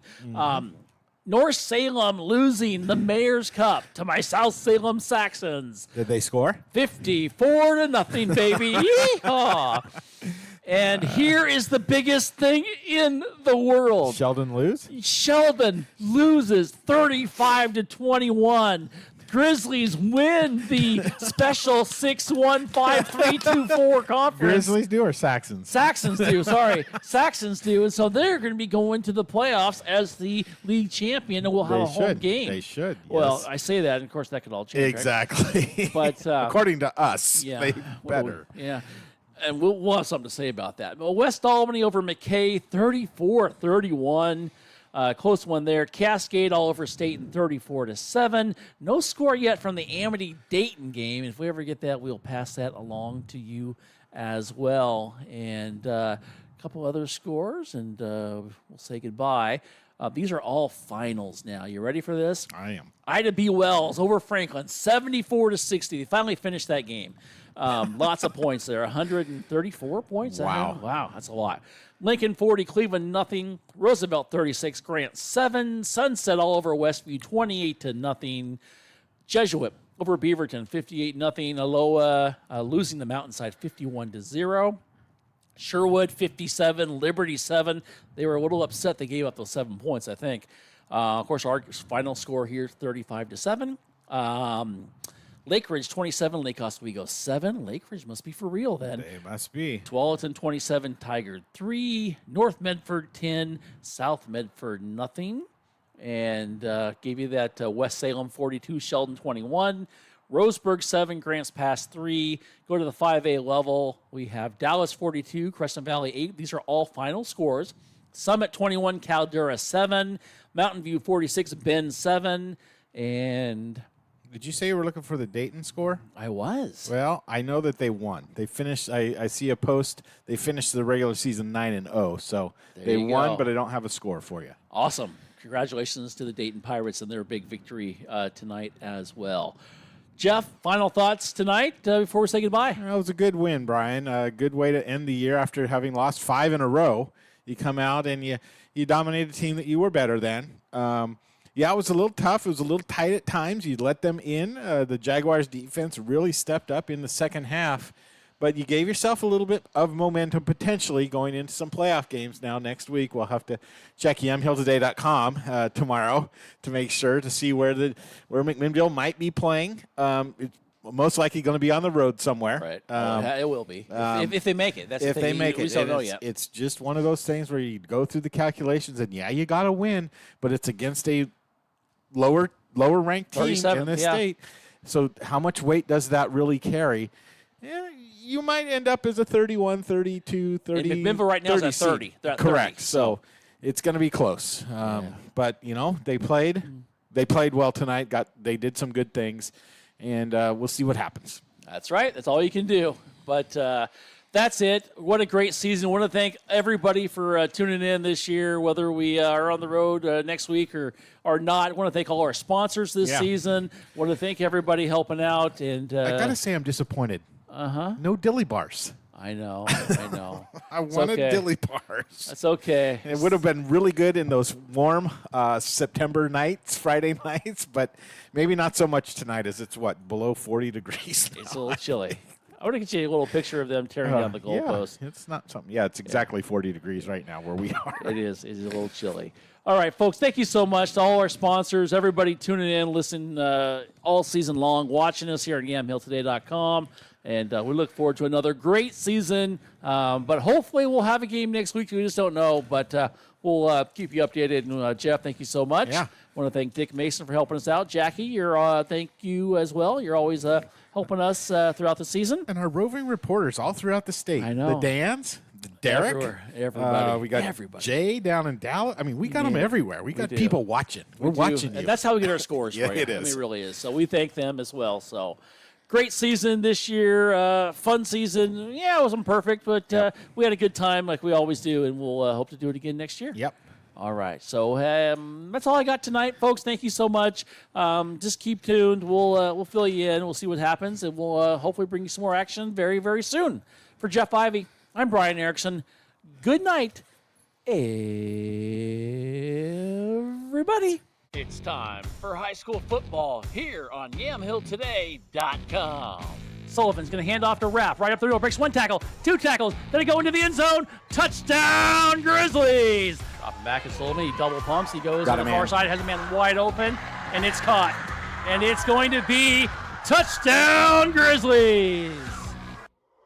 This season's broadcast is brought to you by Willamette Valley Medical Center, Andrew Physical Therapy, Bethany Abe Lynn at Edward Jones, Big Box Returns. Les Schwab Tires of McMinnville, Macy & Sons Funeral Directors, and Willamette Valley Orthopedic and Sports Medicine. They're going to throw it. Sullivan throws across the middle. It is caught and walking into the end zone. Touchdown, Grizzlies is Gabe Blanco. Now let's head over to the press box. Here's Jeff Ivey and Brian Erickson.